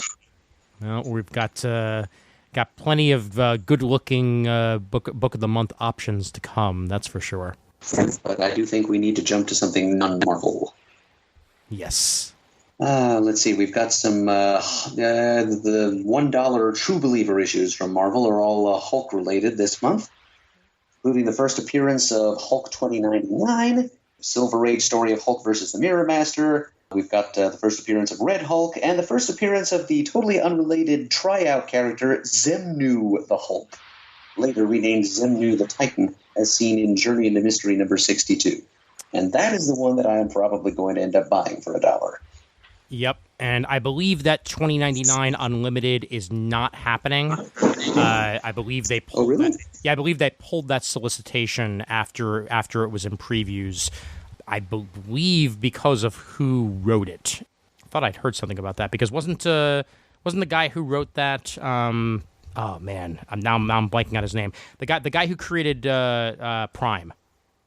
Gerard. Gerard Jones. Yes, Gerard Jones. Okay, I hadn't realized he was the one who created Prime. Yeah, he became something of a controversial figure when he was found with child pornography on his computer, I think. I believe so. Yes, yeah. So I think they pulled that because of the whole Gerard Jones thing and replaced it with a different issue. They're actually replacing it with a somewhat recent issue of Avengers. Avengers number 684, the first appearance of the Immortal Hulk in Avengers No Surrender. Right, I was kind of thinking that was where they were going with that. It's a good choice. It's a recent milestone issue. Yep. And I think it makes a little more sense than the first appearance of Hulk 2099. I would agree with you. We have Ultron Agenda beginning in Iron Man number 16, co-written by Dan Slott and Jim Zub. Been a while since we've seen Ultron, and looks like he is going to be tackling Tony Stark's world in a big way in this upcoming story arc. Yeah, it says here that there's a worldwide revolt by androids and artificial intelligences, led not by Ultron but by Machine Man. That's tantalizing. I haven't seen that name in a while either. Yeah, Jocasta, who is kind of Machine Man's life partner for a little bit there, originally built by Ultron to be his life partner. She's been a supporting character in the Iron Man book for a while now, so her Psycho X showing up in Iron Man makes a good bit of sense. So I expect Slott and Zub to throw us a bit of a curveball as to what Ultron's actual role in this story is going to be. Well, for my money, the big news in the Spider-Man corner of the catalog is on the unnumbered page 56, Spider-Man Going Big, written by Jerry Conway, Eric Larson, and more, with art by Mark Bagley, Eric Larson, and more. Okay. Yeah. This is a 48-page one-shot, and I'm pretty sure it's new content. Yeah, Eric Larson's first return to the character in years and years and years. Plus, they mentioned that it's, and I don't know exactly how they're counting this, but it's apparently the 250th issue of Miles Morales comics. I don't know how that could possibly be true. Yeah, that's why I'm trying to figure it out here. But okay. Miles Morales Spider-Man number 10. Maybe it's the 250th issue of Ultimate Spider-Man. Maybe that's the way they're reading it. Combination. That could easily be, yeah. Yeah, combination of Miles' books and the original Ultimate Spider-Man. I'm just going to go with that and say that that's what they mean. Gorgeous cover on page 59 for Invisible Woman number 3. Adam Hughes knocked it out of the park with that one. Enough said. And another FF news, back on page 57, there's a new arc starting in the Fantastic Four's regular book, still written by Dan Slott. It's called Point of Origin, and it's the Fantastic Four stepping back into their roles as cosmic explorers and adventurers as they go to, quote, the one place in the universe the Fantastic Four have never been. Sounds a bit like they're going to visit the site of the Big Bang. That would be a place they haven't been that I know of, yeah. Mm-hmm. Or Galactus's head. Well, I kind of think Galactus, well, whatever cosmic egg Galactus hatched from, was at one point located back at the epicenter of the Big Bang. And I'm pretty sure if I'm right, and they are going there, I would bet Galactus is going to be involved in the story in some way at some point. They have a couple of facsimile editions that cost more than $1 solicited, so Marvel's doing it too. Mm-hmm. So let's point out, not just DC, but Marvel too. They are charging $5 for Daredevil 181. Go right ahead. Same with Spider-Woman number 1. That's $4. And Son of Satan Marvel Spotlight number 12. That the first appearance of Damon Hellstrom for $4. Yep, it's very fair and balanced of you, Ian, to point out that Marvel is pulling some of the same crap DC is. Got to call a spade a spade. Too right, you do. For anybody who's a fan of Chip Zdarsky writing Spider-Man, it looks like he will be crossing over with Zdarsky's Daredevil in Daredevil number 11 on page 67. Yeah, look at that. Well, page 69, something big is happening to Doctor Strange, so big that they're using it as an excuse to end the current series at issue number 20. Yeah. Well, I think that may just be Mark Waid leaving the title and them deciding to move on from there, because Waid tends to have his runs only be about 20 issues or so on characters these days, and I don't mind it that way. I think he manages to get his stories across, and then he can go ahead and move on to somebody else in the Marvel Universe. But yeah. Well, really, 20 issues is really longer than the average creator run on a title these days. So that is true. All in favor of that, just giving us as much Waid as he can give us of himself while remaining fresh, and then by all means move on to the next challenge. Yep. And then on page 72, Runaways number 25, a new era of the Eisner-nominated Runaways begins with issue 25. as they get approached by a mysterious figure with an offer to form a new super team to protect Los Angeles. So they might be going legit. Well, it's about time. Mm-hmm. Let's see. Page 76, we've got the latest in the series of Peter David written Prodigal Son comics. Oh, chapter 3 of 3. Okay, so we've had a one-shot teaming the Prodigal Son with the Silver Surfer, and I think the Fantastic Four, and now the Guardians take a turn. Yep. And so it's basically a mini-series, and here's the concluding issue. It's written by Peter David. That's pretty much enough for us. Sure is. And then page 77, final issue of the Thanos miniseries that Tini Howard and Ariel Olivetti have been working on the past couple of months. Okay, some more Acts of Evil annuals coming out from Marvel, which, as you pointed out last month, definitely has nothing to do with DC's Year of the Villain event. Of course not. So page 83, we've got an Alpha Flight one-shot, True North #1, containing a few short stories featuring Marvel's highest-profile Canadians. And then Sienkiewicz reunite for a new Mutants story, set back in the days of the classic 80s lineup. That's a match made in heaven right there. That's wow. I wasn't expecting that announcement at all. Claremont and Sienkiewicz, that's classic.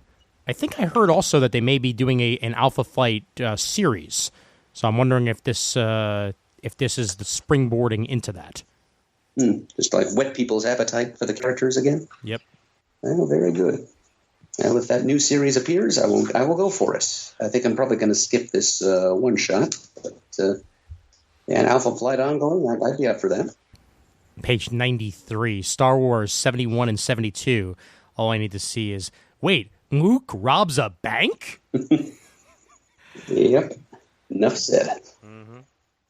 Yeah. Honestly, I don't even look at the plot descriptions for the Star Wars series anymore. As long as the creative team is somebody I recognize and trust, I'm just going to continue buying this Star Wars series because it's, through a variety of creative turnover, it's been strong throughout. And I see, speaking of creators, that Tom Taylor is covering all 3 of the Age of Resistance one-shots. He's doing Rey, Kylo Ren, and Snoke. So any of you people who have wanted to know more about Supreme Leader Snoke, you may find out more in this issue with art by Leonard Kirk and Tom Taylor on the writing. Or you may not. Yep. You never know. Oh, and Rose Tico as well. How about that? Yep. Same creative team. Mm-hmm. I guess that brings us about to the end of the new material.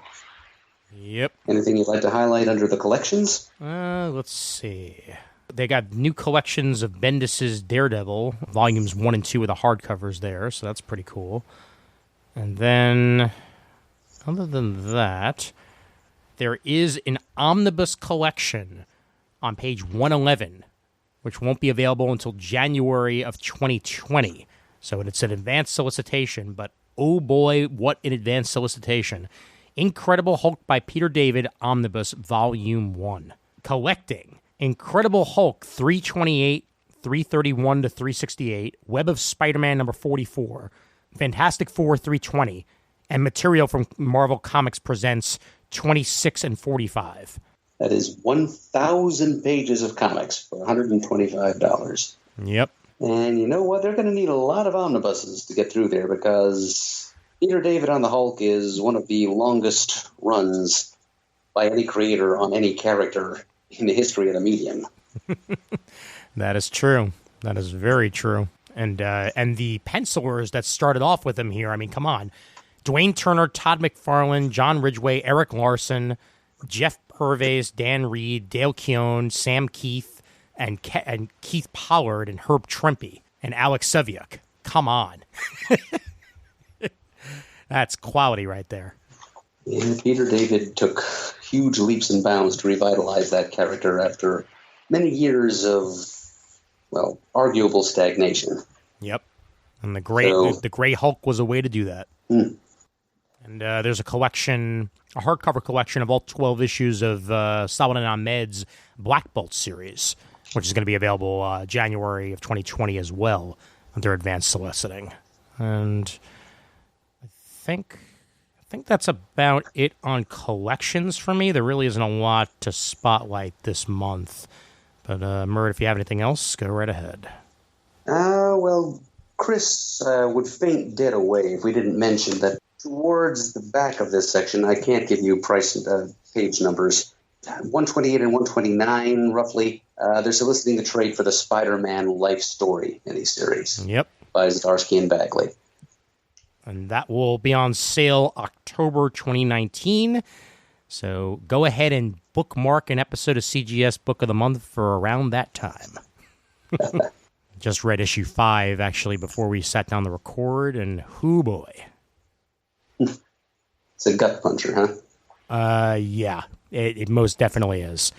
They go beyond comparison to try to make every era feel like that era in one way or another, and by including certain villains for each era, they do that. And 2000 definitely did that, incorporating some 2000s era Spider-Man stuff and a couple of moments that just tugged at my heartstrings. So do we get Ezekiel or Morlun? We do indeed. Yep. And there's a Civil War and a whole bunch of other stuff. Oh, so as we get to see what 60-something Peter Parker, how he responds to the whole Civil War situation. We do, and it's a very different scenario, and yeah, there's some stuff in this issue that I did not see coming in a very good way. All right.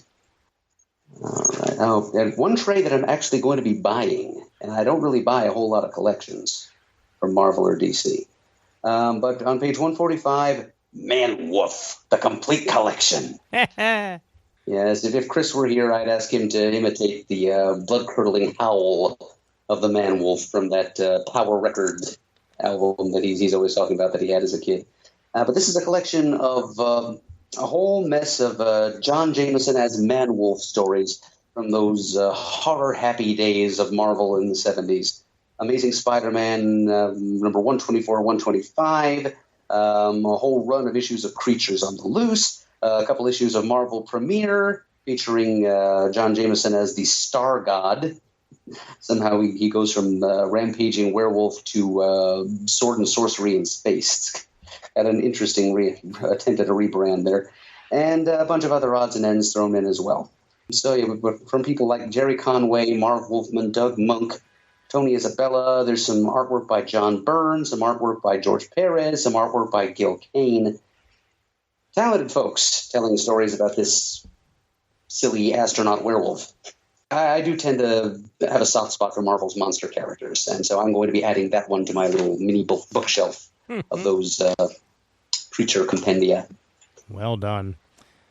Right underneath that, by the way, I'm glad to see that Spider-Man Loves Mary Jane is going back into print. That was a solid gem of the mid 2000s, and Sean McKeever with pencils by Takeshi Miyazawa, collecting issues 4 through 13 of the digest size Spider-Man Loves Mary Jane.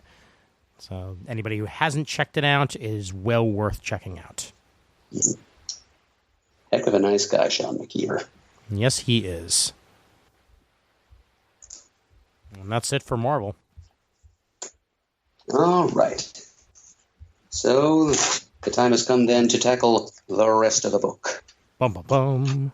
And that usually means Dynamite Entertainment.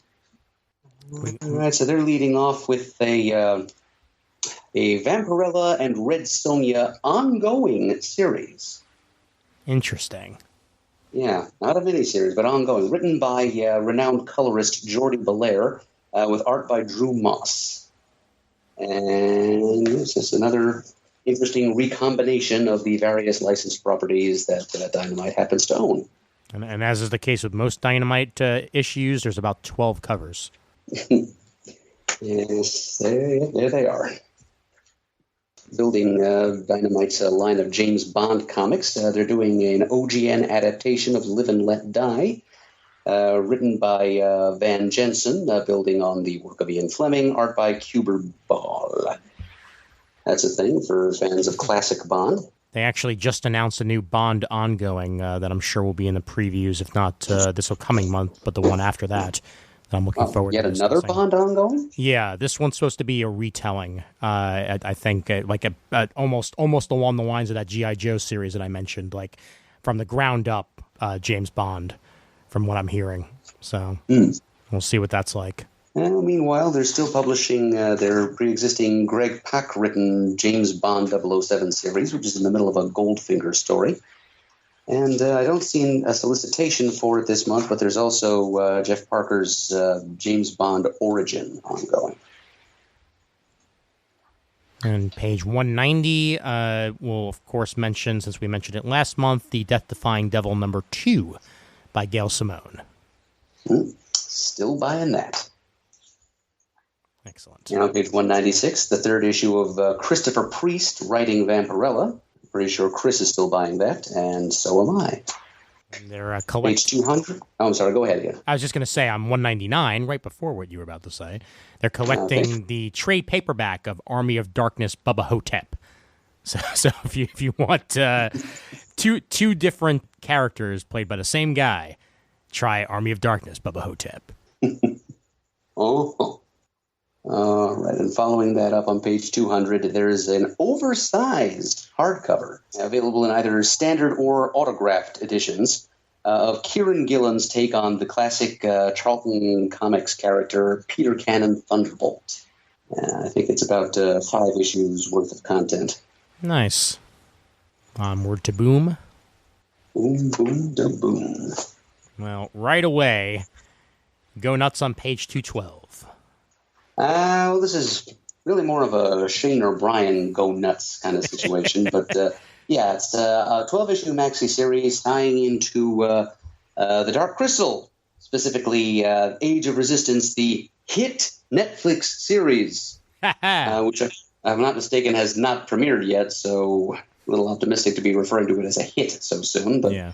It's one that Henson geeks are certainly looking forward to. It's actually going to involve some puppetry. And here's a 12-issue tie-in written by Nicole Andelfinger with illustrations by Matthias Basla, coming at you from Boom Studios in September.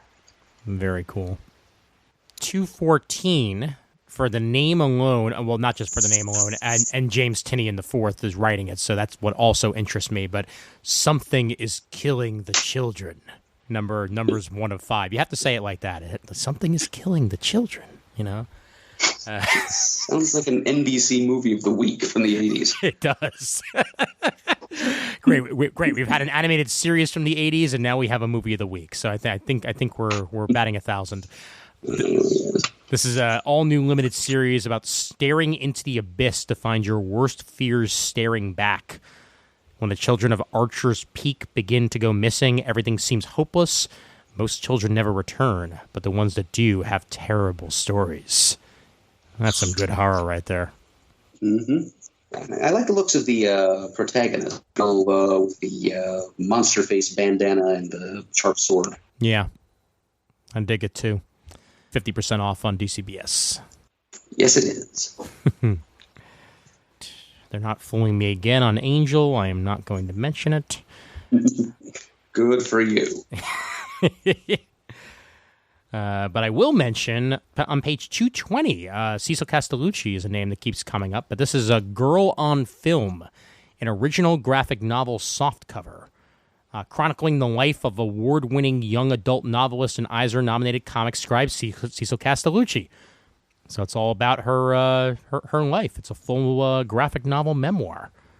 All right. Until this moment, I had no idea that Cecil Castellucci was a woman. Well, there you go.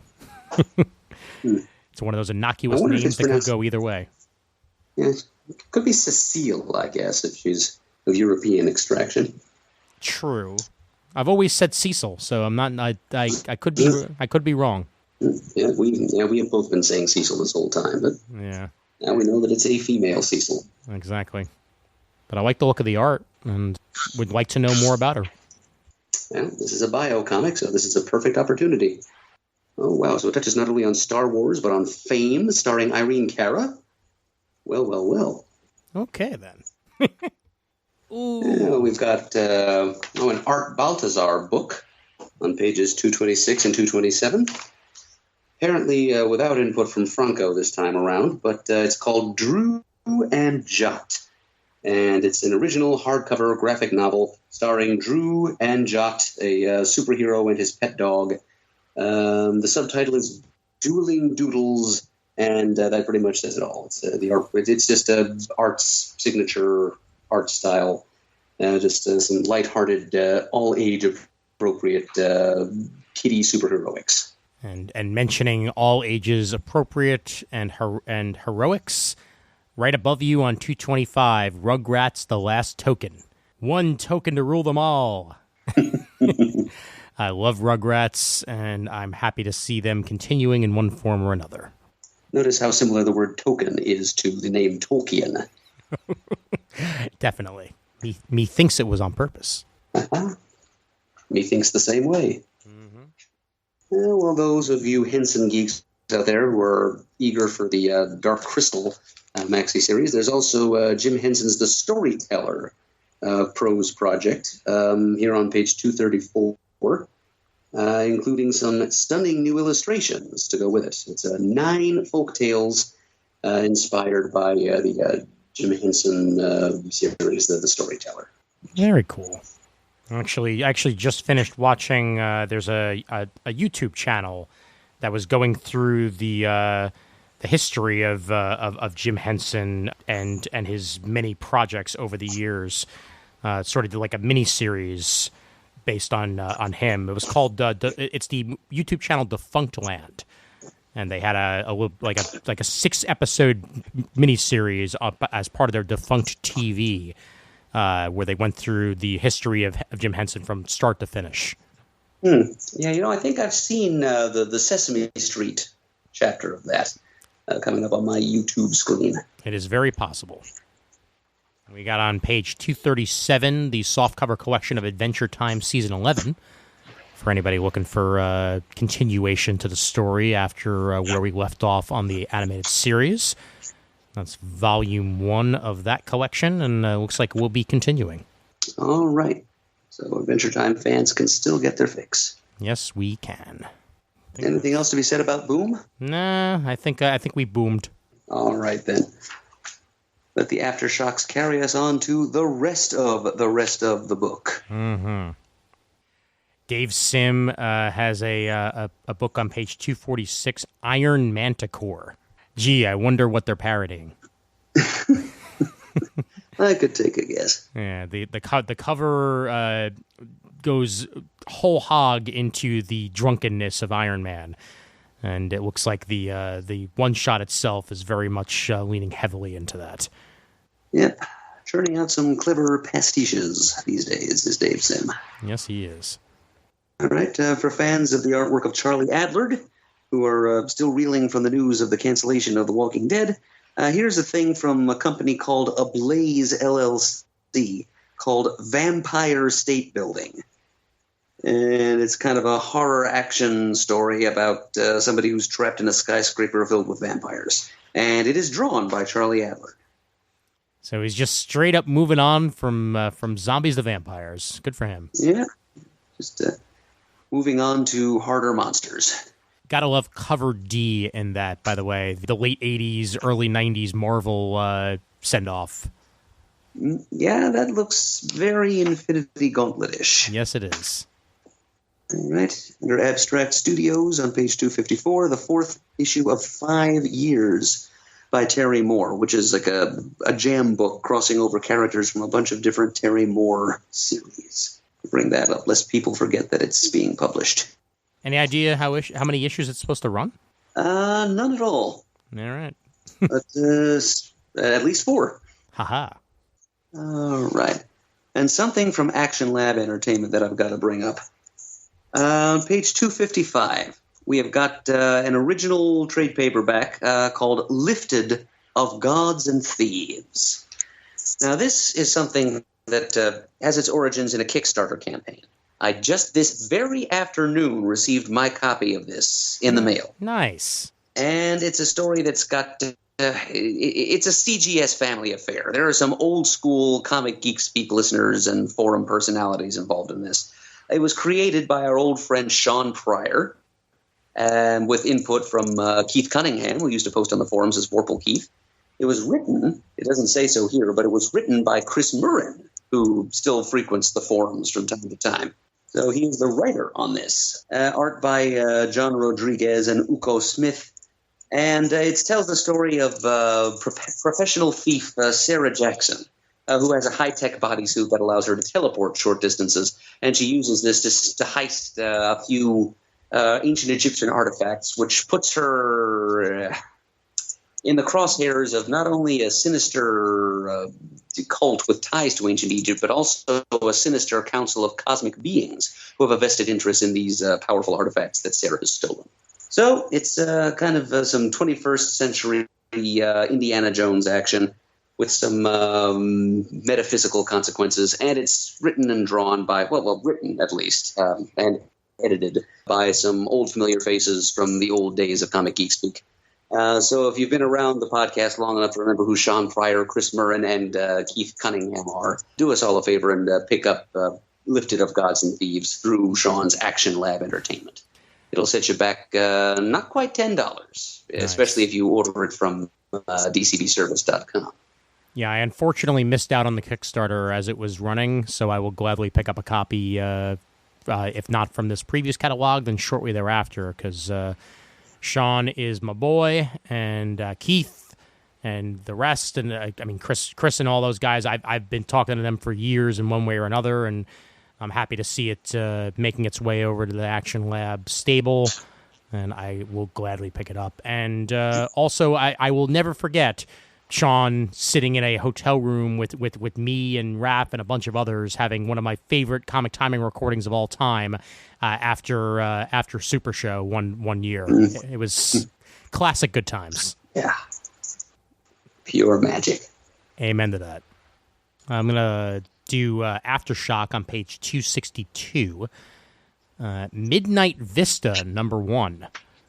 Elliot Rahal is the writer with Clara Meath on art. It's about Oliver Flores and his stepfather, Nomar Perez, who were turning right onto Midnight Vista Road when they were both abducted by aliens. And now, years later, a fully grown Oliver walks back into town. He has been returned, and he remembers everything. Very interesting concept, and I love the cover. Quite the setup. Yep. Art looks pretty cool, too, on the adjourning page on 263. Vibrant colors and very descriptive art. I mean this in the most positive way possible, Murd, but I immediately thought of you when I thought of You Are Obsolete. Yes, I understand what you're saying. Not that I personally am obsolete, but that this concept might possibly appeal to me. Yes, definitely. For a man as much of an aficionado of old technology as you, I think this might be right up your alley. Plus it claims to, quote, evoke the eerie naturalism of 1970s horror films. Yes. So The Omen, Children of the Corn, etc. On page 270, they're soliciting volume 1 of Stronghold, written by Phil Hester. That's a name with very strong cachet for me. I've always loved his art, and his writing has been great over the years as well. Ryan Kelly did the artwork on this as well, so it collects the first 5 issues of this ongoing series, Stronghold, he's been working on. Yep. Another interesting premise here. The central character appears to be a superhuman being who is somehow been brainwashed into believing that he's an average person living out an average life. And this is the story of how he returns to his memory and power, and just in time to fight off some big bad guy called the Adversary. So kind of a little bit of a Total Recall action going on. Mm-hmm. Okay, what do you got, Ian? 274. I got. You got anything before that? Nope. Actually, that's where I was headed to. But go ahead. Okay. Were you going to talk about Pug Davis, or were you going to talk about something else on that page?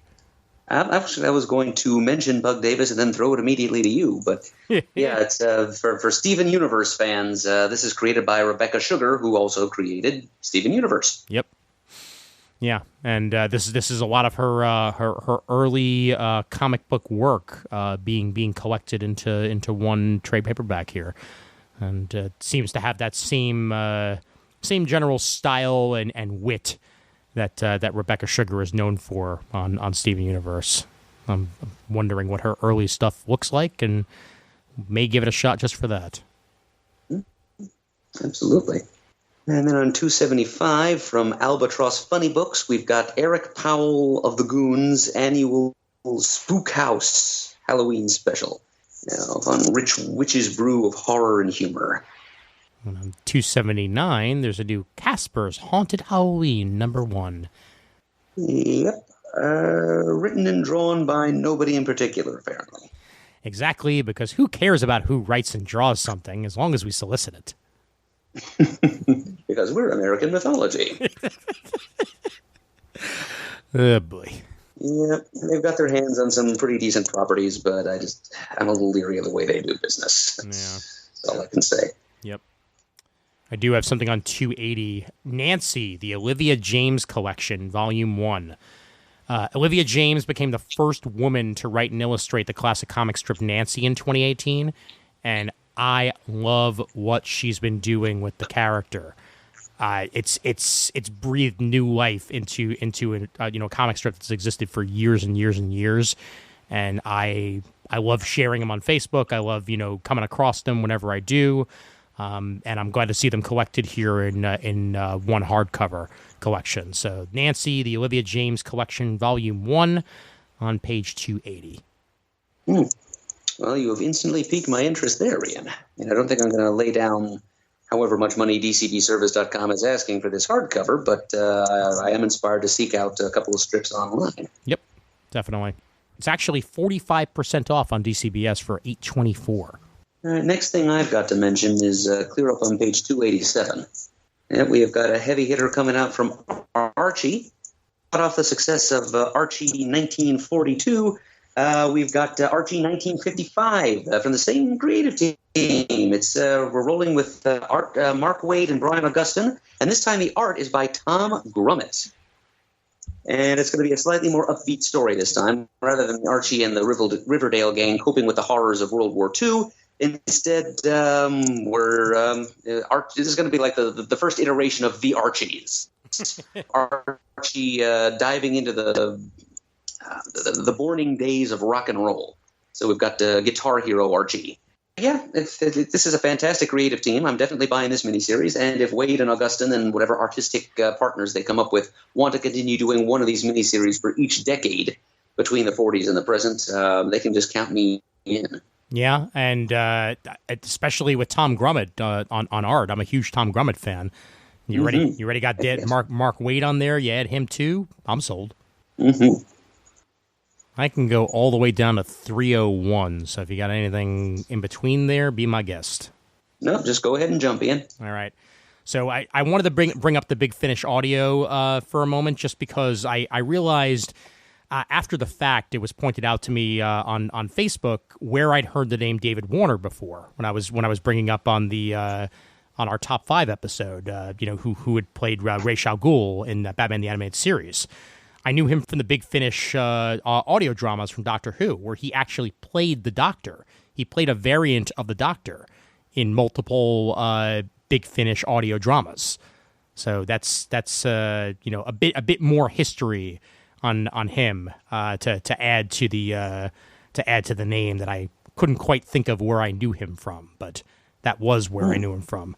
And the reason that I point this out is they actually have more from the 8th Doctor adventures on page 301. So if you wanted to hear more Paul McGann, a man who only got to play the Doctor twice, once in the Fox movie and once in a short right before the big crossover special for Doctor Who, then you can listen to more of his adventures as a Doctor right there on page 301. The 8th Doctor Time War Series 3. Starring Paul McGann himself. That is something that I think would have interested Jamie very much. Yep, definitely. Now, next thing I'll mention is on page 315. We're under Comic Mix. We've got some more Peter David material. It's the second volume of Soul Searchers and Company in omnibus form. collecting issues 13 through 24 of that series, originally published by Claypool Comics way back when, those magical days of the 90s. It's an interesting, funny concept. The solicit gives you all the background you need. A former Olympic athlete with an enchanted vaulting pole, a cocksure Arabian fire demon, a CPA with a magic bag, an apprentice witch, a boy who changes into monsters. They're detectives. Duh. And during my recent trip out to the West Coast for the Emerald City Con, I took along the first volume of Soul Searchers and Company. And it's co-written by Peter David and Richard Howell, with some very early artwork by Amanda Connor when she was just starting to break into the biz. She wasn't the only artist on this. I want to say Jim Mooney came in and took over for her eventually. But yeah, anyway, it was fairly funny stuff, but a little spoofier than I was expecting. A lot of the stories just kind of degenerate into a very broad, burlesque-y meta-commentary on the state of the comic industry or pop culture in general at the time. So, yeah, your mileage may vary. It's funny, but it doesn't have the greatest story value. Oh, also, not mentioned in the solicit, Soul Searchers and Company is actually owned by a man who has been mystically transformed into a hamster. Okay. That's a hairy situation. A talking hamster. Yes, it is indeed a hairy situation. And, yep, he continues to act like the boss, but because he's a small rodent, nobody listens to a word he says. Nice. So, yeah, it's just Peter David getting to cut loose a little bit, with a great deal of help from his co-scripter, Richard Howell, who it's safe to say is not as talented as Peter David himself. I got on page 317 a series of books written by Brad Meltzer with art by Chris Eliopoulos. These are for kids.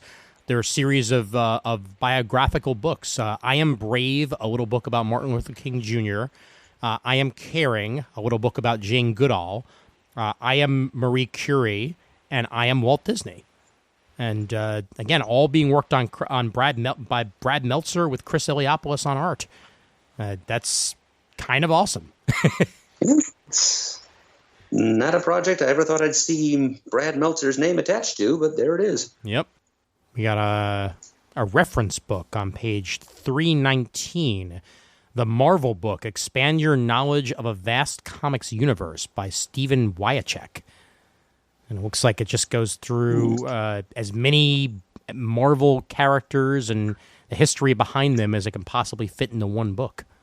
Sure.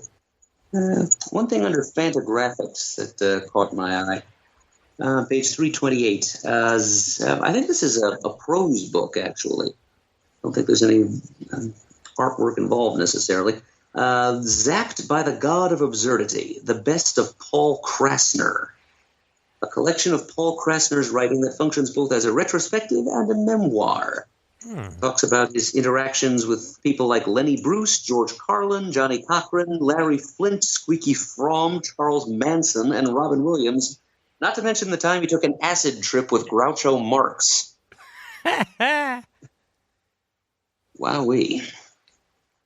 That's the weirdest thing I ever heard.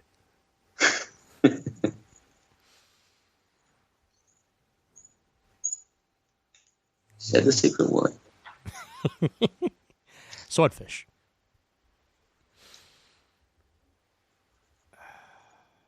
$332. I got one. Stargazing, written and drawn by Jen Wang. Looks like a cute story about two kids who didn't think they have anything in common until one of them moves next door to the other, and they become best friends, sharing their favorite music videos and painting their toenails. And Moon then tells Christine her deepest secret when she has visions, sometimes of celestial beings who speak to her from the stars.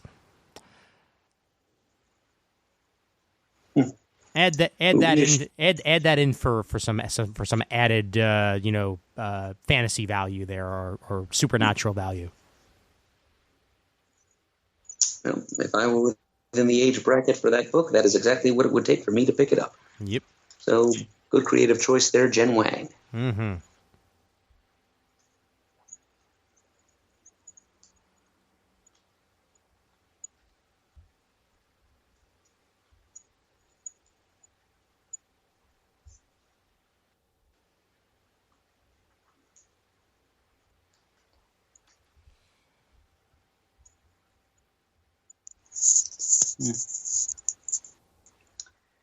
Something I'll mention on page 346 under humanoids. A book called Muse, written by Denis-Pierre Philippi, and art by Terry Dodson. And that's the main reason I'm mentioning this for Nice. fans of Terry Dodson's work. Is this is getting published through the European publisher Humanoids, and it's kind of looks like a kind of a Victorian. It's kind of a Victorian fantasy tale. It's about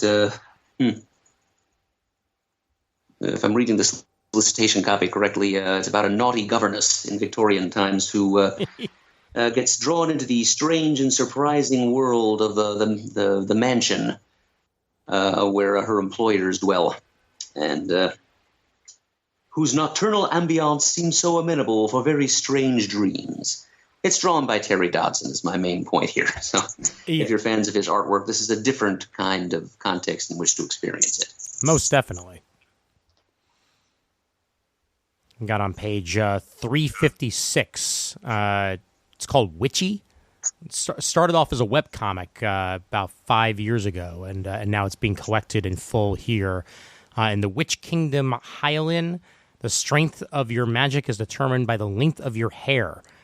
Those that are strong enough are conscripted by the Witch Guard, who enforce the law in peacetime and protect the land during war. However, those with hair judged too long are pronounced enemies of the kingdom and annihilated. This is called a witch burning.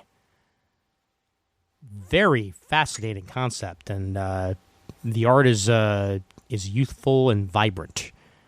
So, digging that, and Ariel Slamet Reese is the writer and illustrator of Witchy.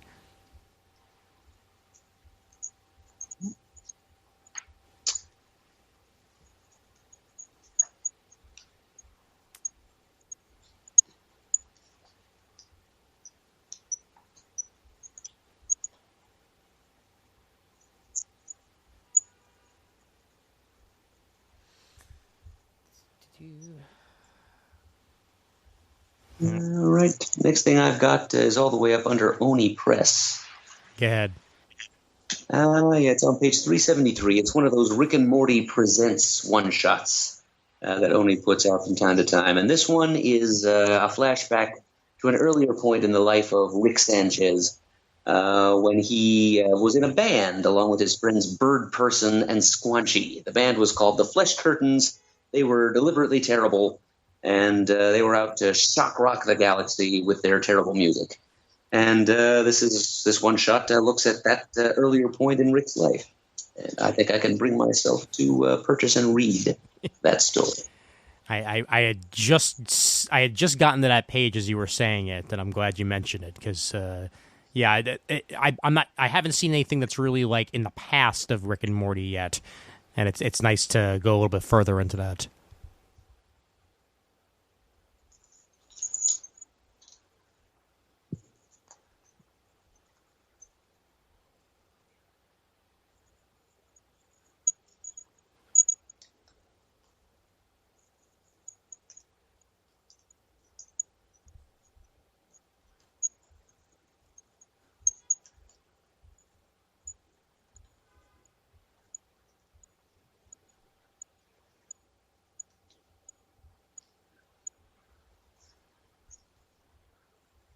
Mention again on page 406. It's issue 3 of the Blade Runner 2019 ongoing by Michael Green and Mike Johnson. So anybody who was intrigued by it, we mentioned it 2 previews ago. It's still going. All right.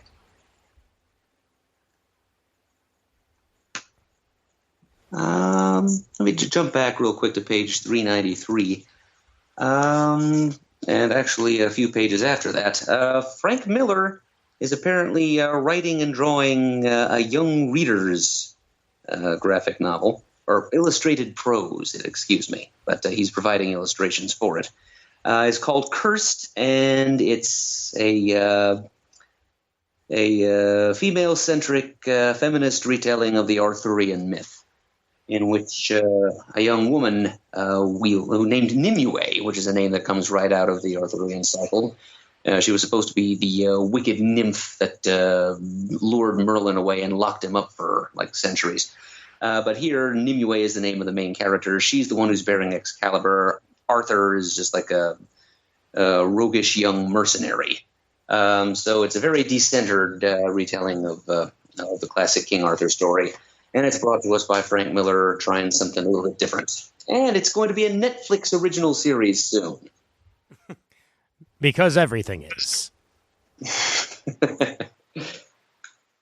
Hello, this is Netflix. Your series has been approved. Yeah, I hadn't heard of this, and just the idea of Frank Miller writing a book for kids is kind of a little scary. But hopefully it proves me wrong. Hopefully it turns out great. Yeah, it's moving in a slightly different direction for him, but maybe he'll surprise us. Well, didn't we? I mean, wasn't there a couple of issues ago of previews? Wasn't there an Garth Ennis? Yeah, Garth Ennis. Thank you. That's what I was thinking of. Yeah, Garth Ennis having an all ages book. So I guess these creators are getting more cuddly in their old age. Maybe so. They're kind of expanding their horizons and their skill sets a bit. That was just last month. I've forgotten what it's called, but it was out through Dynamite. There we go. That Garth Ennis thing. Yep.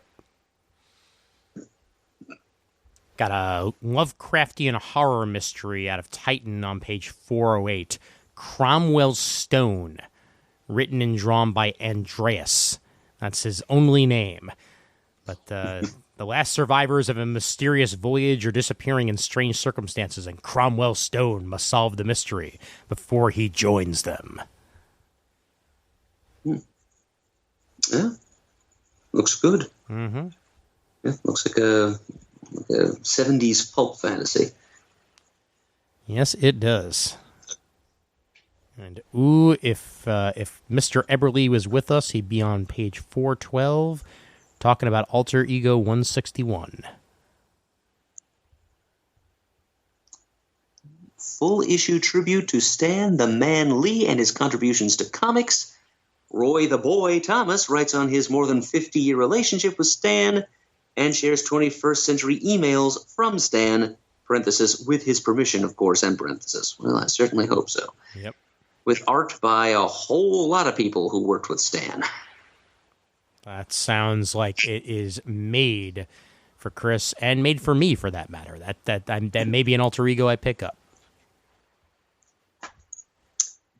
And something else Stan related, back on page 399 under St. Martin's Press, A Marvelous Life, The Amazing Story of Stan Lee, which is a biography of Stan put together by former Marvel employee Danny Fingeroth. Very cool.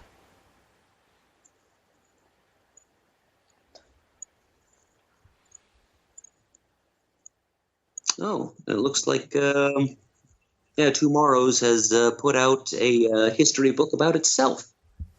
Also on page 412, The World of Tomorrows, celebrating 25 years of the future of fandom. Wow. Here we go. Turning their peerless comics historian lens back on themselves for this book, edited by John B. Cook and John Morrow himself. That's pretty cool. Good for them.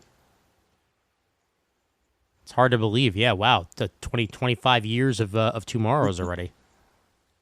Yeah, if I had made it to Heroes Con this year, I'm positive I would have heard a lot more about this, because Tomorrow's usually has a panel there, co-hosted or moderated by our friend Eric Nolan Wethington. Mm-hmm.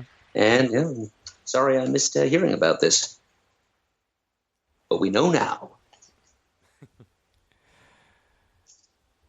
And for our usual mention of Valiant, I have something on 414, Bloodshot #1 by Tim Seeley and Brett Booth. Very fitting creative team for that character. Yeah.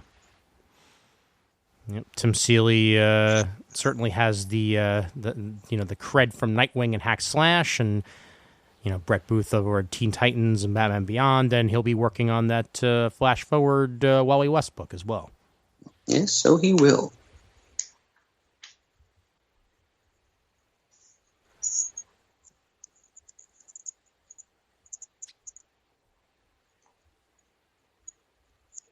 It's an interesting-looking book on page 424.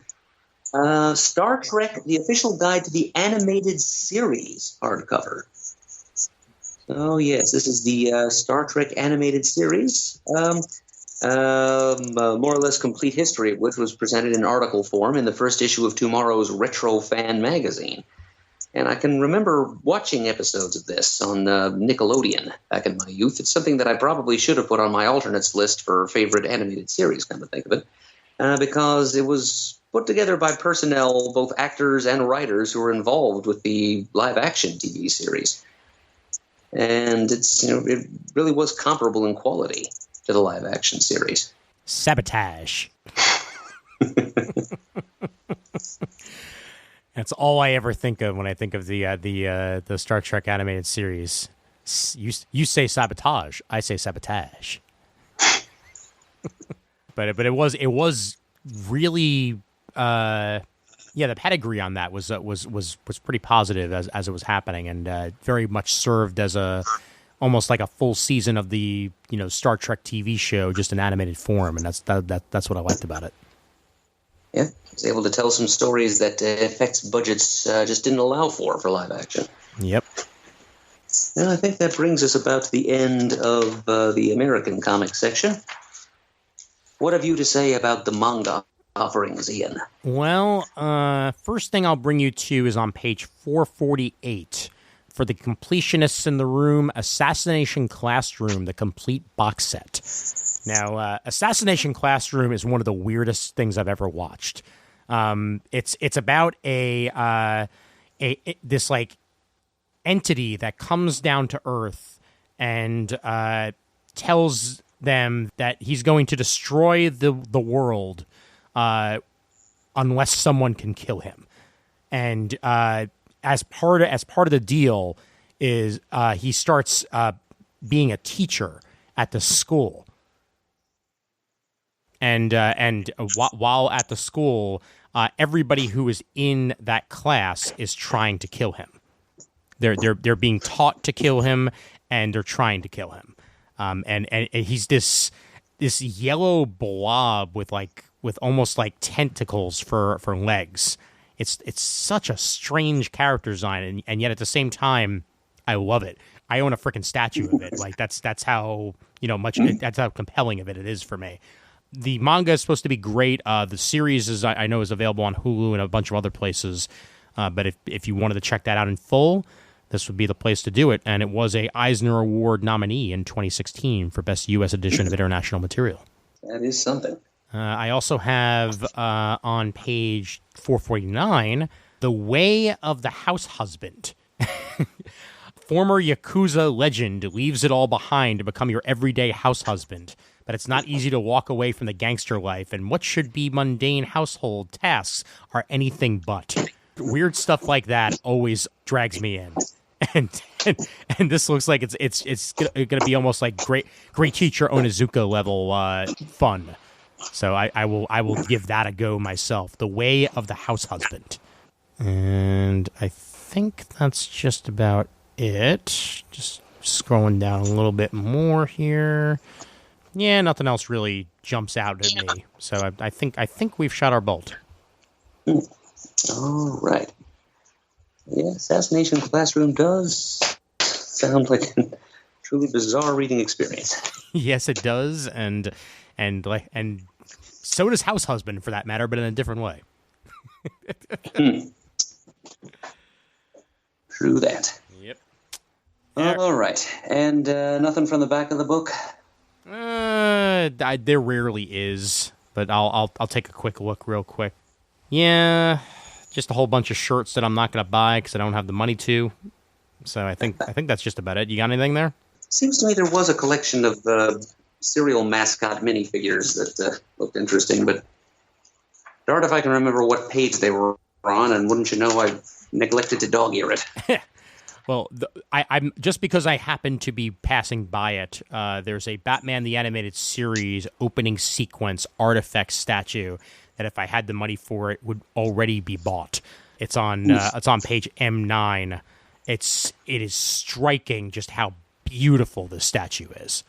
It's by Kotobukiya, and God, they get every single detail right about the animated Batman. Fantastic.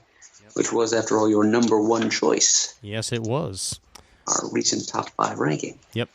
And after much flipping, I still can't find those silly little figurines I was talking about, so never mind. All right. Oh, I just found them. They're on page M69. They are mini icons. It's got Bob's Big Boy, Bazooka Joe, a bunch of General Mills cereal mascots, including the classic monster characters and Lucky the Leprechaun.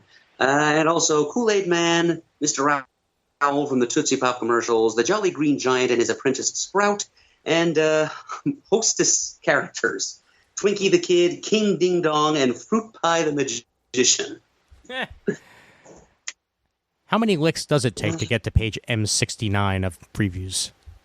The world may never know, because I just closed the catalog. And just because I happen to be on it, by the way, M10 had a whole bunch of pop vinyls for season 3 of Stranger Things, and it is easily my favorite season of the series. Yep, I have not watched past the first season, but sooner or later I will. Yep. And sooner or later, we can remind people who our sponsor is. Be delighted. Our episode sponsor is, as always for these previews episodes, the fine folks at Discount Comic Book Service. Get on over to dcbservice.com. Check out all their discounts, all their pre-ordering options, and make them your one-stop shop for your comic book pre-ordering needs. Most definitely. All right. So another wild and crazy ride comes to an end. If you'd like to send us an email, you can do so at comicgeekspeak@gmail.com. If you'd like to leave a voicemail, you can call 267-702-6642. You can like us on Facebook. You can follow us on Twitter. Our handle is @comicgeekspeak. You can go to thecomicvanillacommunity.com, which is our forum presence, where you can leave some feedback about this episode and many other episodes of our podcast. Let us know what you're buying this month or what we talked about that resonated with you in this episode. We'd like to thank everyone who has donated monetarily to the show in the past. We really appreciate it. The show would not be what it is today without your support. And as always, we're united with the world's mightiest hero, one listener at a time.